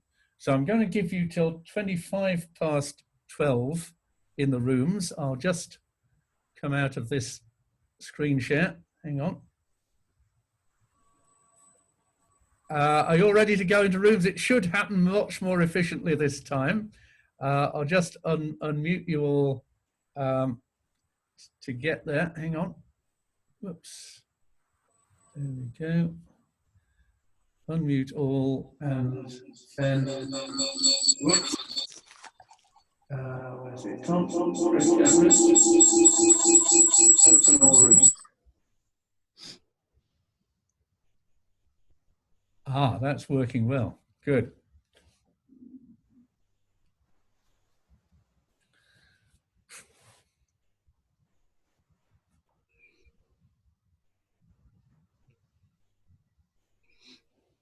Hello, Agatha. Hello. Hello. Yes, maybe you didn't get put in a room last time because you were absent. Well, my as I said, my internet is really Yeah. unstable at the moment, so it it breaks off, locks off every few minutes. Yes. And, Yes, yeah. I actually get that in the house myself. So I'm actually running this event off my phone rather than off the house Wi-Fi. Oh. Anyway, good that you're with us, and I hope you're catching some of it. And Yes, I am. Yeah. yeah. Where are you from? Oh, West Africa, Sierra Leone, but right now, right now I'm in Edinburgh. Right, so not very far from me, probably within. All right, sorry, range. yeah. I thought, speaking of Laudato Si, maybe you were asking about my original home. Well, whatever you're happy to call home at any time, yes. Oh, Scotland, Edinburgh, Blackford Glen Road is home. Yes, I mean, I was born in Birmingham, so there's home and home. Home, yeah. Yeah, I mean, I do. Have you got connections with Africa still, or? No, not really, except politically. Yes. Yeah. Because the churches of the world talk to each other quite a lot. Yeah. And as I was saying, I first started hearing about what climate change was doing about 20 years ago at a conference, and there were people from the Pacific. They came over and said, "Look, our homeland is basically sinking beneath the waves. We need to build an ark." Was the way they were joking about it, but it. And in the meantime, those things have carried on, and we're finally taking some notice. Yes.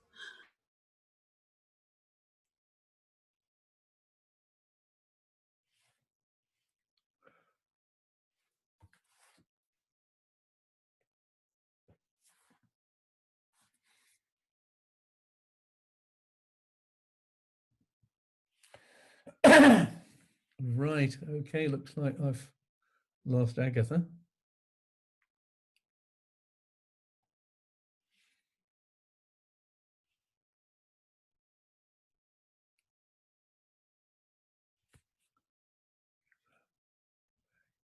You're back? Okay. Yes, well, I knew what to expect from what you said about the unstable. So, right, I'm going to call everybody else back again now. Yeah. Which I can do this with one of these little power buttons. So I've pressed the button and they will be back inside. Yeah, David, what I was saying is that I came in late, so you may already had discussed the this current pandemic. Not very much. In relation to climate change, yeah.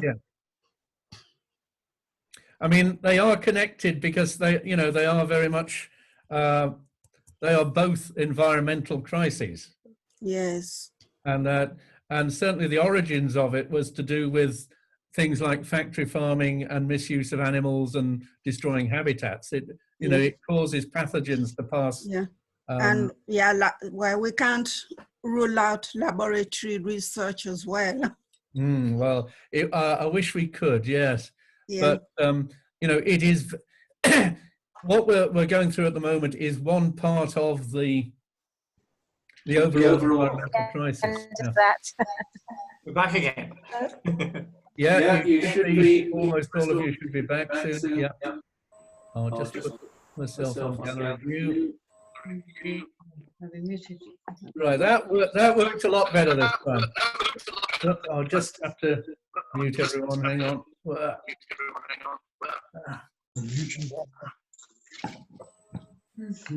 There we go. Right. Okay. Obviously, today is limited.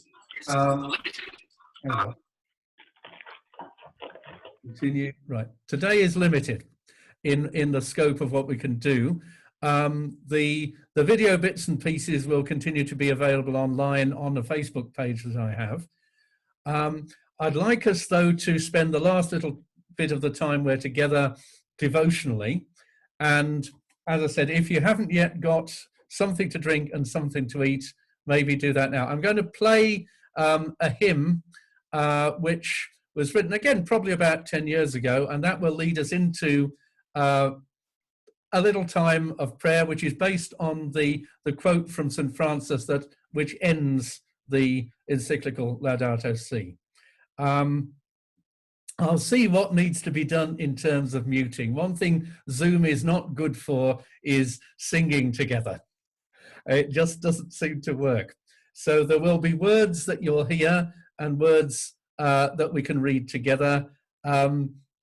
We put it all in God's hands. This is Christian fellowship by digital means. It isn't virtual, it's real, but we'll do what we can. So I'm going to play to start with a hymn. It will have the words on the screen as well, and that will lead us into this time of fellowship and prayer. So let's just get that there.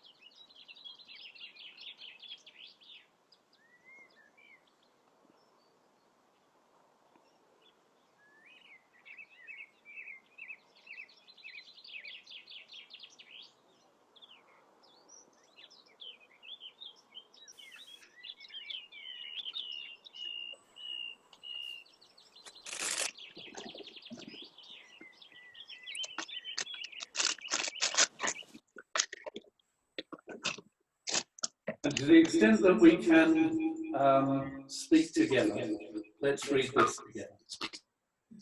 Praise be to my Lord, Lord, with all your creatures, especially Sir Brother Sun, who is the day, and through whom you give us light.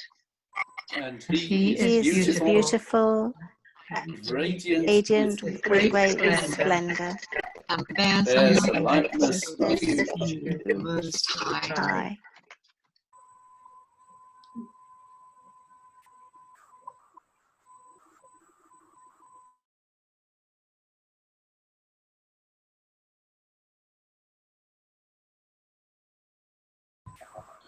Praise be to Praise you, be to you, my Lord. true Through sister, sister moon, the the stars. stars, Heaven, you formed them dear clear, and precious precious, and beautiful. Praise be you, my Lord. My Lord. Sister Through sister moon and the stars. in heaven, Heaven, you formed them dear Yeah, and precious and beautiful.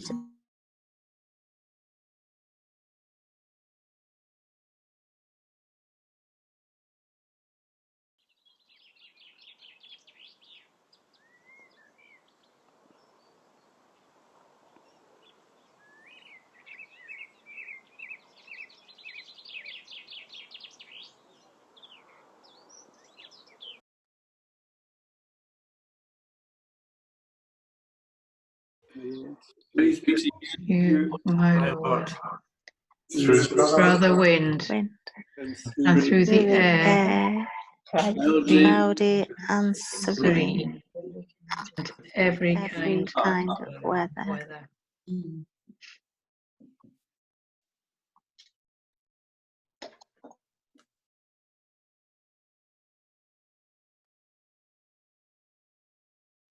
praise be to you,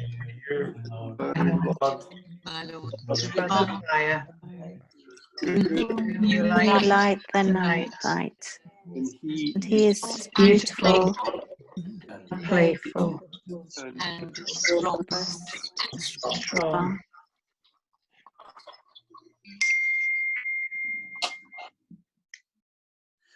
through all of For these, these you give sustenance to us and all all your creatures.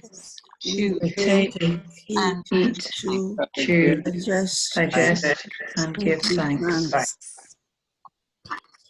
So let's do that. Let's take the food that we've brought in and through all these, do and enjoy it. through all these may be honored and glorified.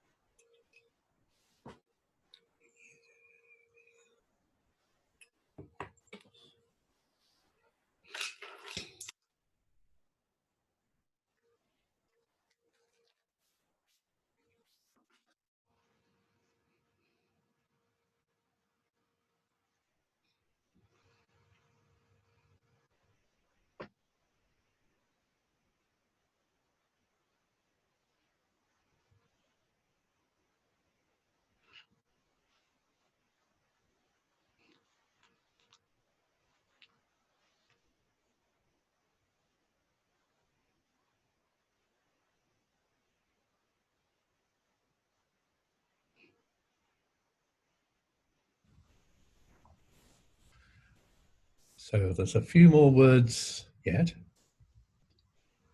Okay. And these are thoughts on the parable of the sower, which comes in 3 of the 4 Gospels. And this is thinking about what the story involves and how we might think of it today. A sower went out to sow, and the grain was scattered. And there was wisdom in the scattering, for the birds were fed. The wild flowers had their place, thus the bees and other insects did their job. The earth, the rocks were there as well, and even what decays and passes goodness on. Thus, because, and not despite the scattering, there was harvest, and there was joy.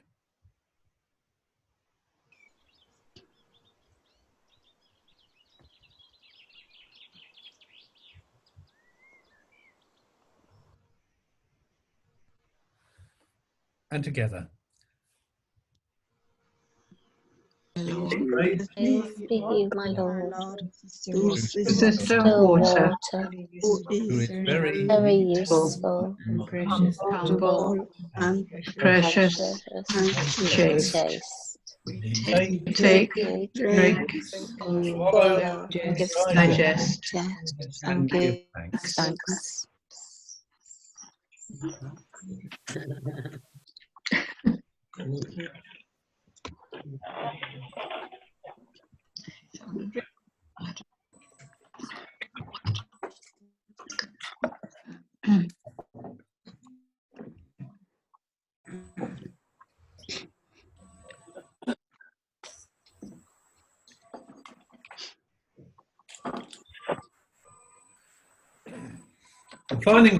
The final closing words. Hang on, I'm feeding back a bit.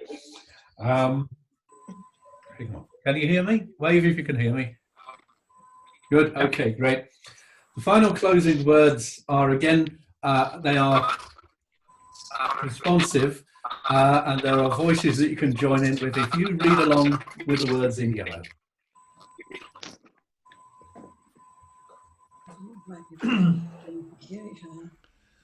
Ring a bell for the soil, the roots and the stones, wetlands and coastlines, for the worms and the microbes, decay and repurposing. Food for our Ring a bell for the soil. Ring a bell for the sky. Breathe clean air where birds fly. The rain that goes round and round. Wind whose powers daily astound. Night sovereign all the day. for the sky.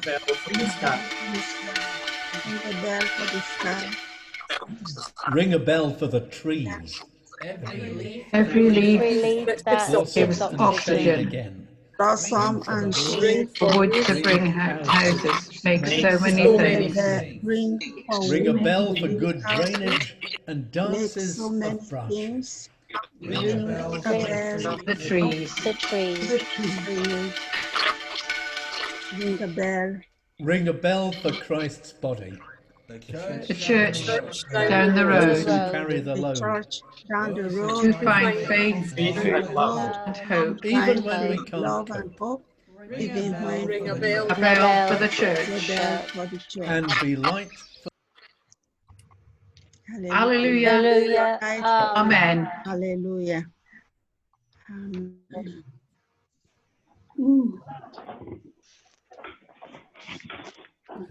Right, well, thank you very much for that pioneering experience. Hang on, why am I still feeding back? Hang on, I'll have to just cut off all your microphones again, then I won't echo.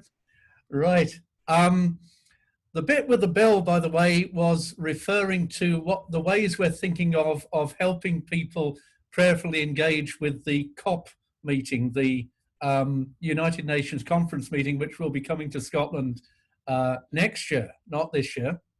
And if you look up, you know, it's going to be in Glasgow, and if you look at the city crest of Glasgow, you'll find it's got a bell on it, and it's a bell like the bells of the Celtic saints, which are a little bit clanky rather than the nice sort of bell. And the thing is about that sort of bell was not only to call people to worship, it was also very much to call injustice to account and to drive out evil, basically. So there's those two aspects of the bell, and we're hoping maybe that we might have, with 500 congregations, 500 bells as impetus, as encouragement to action and prayer throughout the movement of Eco Congregation Scotland. So that concludes today's retreat. Usually we'd be able to build in a bit more sort of stopping and resting, but we've got it into the 2 hours, and you may need to stop and rest after this, because I know Zoom is quite an exhausting mode of communication. By all means, be in touch with me and with Robert after this. I think I've given Robert a rather excessively long paper on the commandments of Jesus, which I looked at in preparation for this, but you're lucky I didn't decide to share that with you on the screen. Thank you for coming. Be encouraged, be God's people. It's a Laudato Si's value is it's about being a Christian now. That's what it's about. And again, I'm coming here obviously as a minister of a different sort of church from most of you. I think in certain places in the Bible, certainly in the story that they chose for the Week of Prayer for Christian Unity, you can see when there is hardship, trials and crisis, people do find themselves pushed together. But we can join together, do as much as we can together in advance of such shoving. I think what we should do to end formally then, if I say the words that I would know as the grace of our Lord Jesus, are you all familiar with that? Okay, well, I'm going to put the microphones back on and we'll say that together and then you're free to go. I'm going to hang around for a bit. As long as there's more than 2 or 3 people, I have to keep the microphones off. But again, we can wave and we'll see what we can do. So here we go. May the grace of our Lord Jesus Christ, and the love of God, and the fellowship of the Holy Spirit be with you all, evermore. evermore. Amen. Amen. In the name of the Father, and the Son, and the Holy Spirit. Amen. And can I just say on everyone's behalf to thank you so much, David, for the amount of work you put into this. And also, I think the way everybody will have felt prompted by the breath of the Spirit in some way to go forth and to digest it. I loved your phrase about discernment, about it being responsible recklessness. I thought it was beautiful. And also the idea of Pope Francis and Laudato Si beginning a journey and the statements he's made since Laudato Si, which is when you were talking about cycling around Edinburgh about the idols, I think coming from Latin America, where Oscar Romero was martyred because he named the idols. I think that's what Francis is doing even more and more now. And it's just been, I found it tremendously inspiring and stimulating. So thank you very much indeed. And we could all give him a wee silent clap because we can't hear you. Okay. Right, I'll just...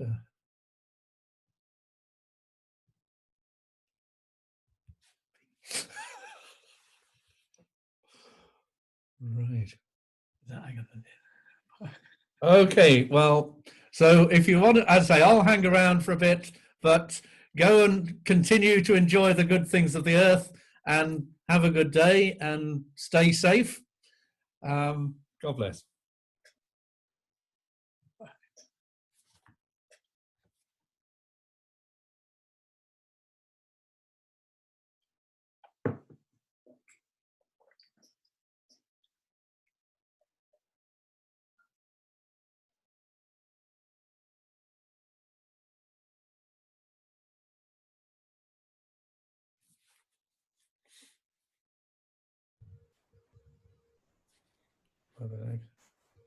Hello, David, can you hear me? Yes, I can hear you, Agatha, yes. When is the next session? I think you'd better ask Robert that. This is a one-off retreat.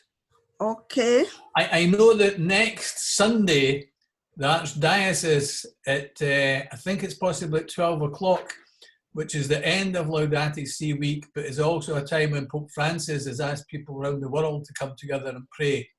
They will be having a retreat for an hour, and you'll be able to get the details of that on the Facebook page of the Archdiocesan website. Yeah, okay, thank you. Are you in St. Columba's Parish? Yes, St. Columba's, yeah. Yeah. John, I can't, how do you pronounce it? I know John Redira, yes. Yeah, he'll definitely have the link for that. Okay. Yeah. So that's a week today, Robert. A week tomorrow, I think. I think it's on the Sunday. Tomorrow. Sunday, yes, right. I think it is. But having said that, you better just double check. But it may even be in the newsletter or whatever. Yes. They put Yes. out at St. Columba's over the weekend. Yes. Okay.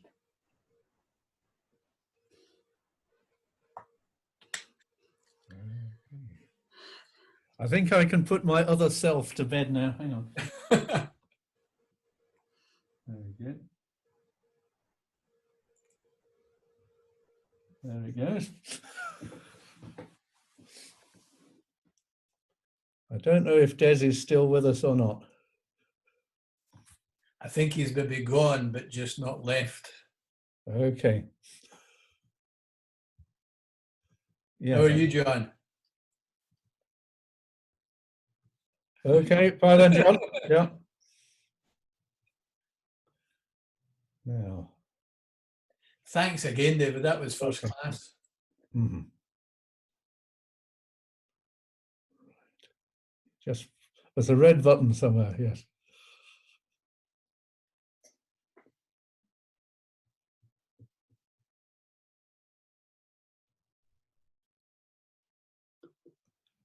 We're still with you at the moment, John. Should be a red button somewhere on the screen. Move around a bit.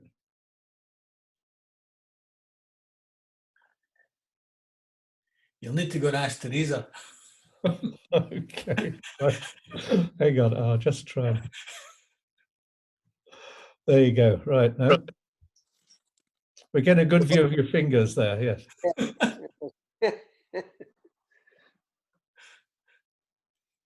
It's an iPad. Mm-hmm. Right, well, I think I will call it a day then. See you again. I think I probably will see most of you one way or another, but definitely. Yeah. Yes. Okay, bye then. Thanks very much, John. Bye just now.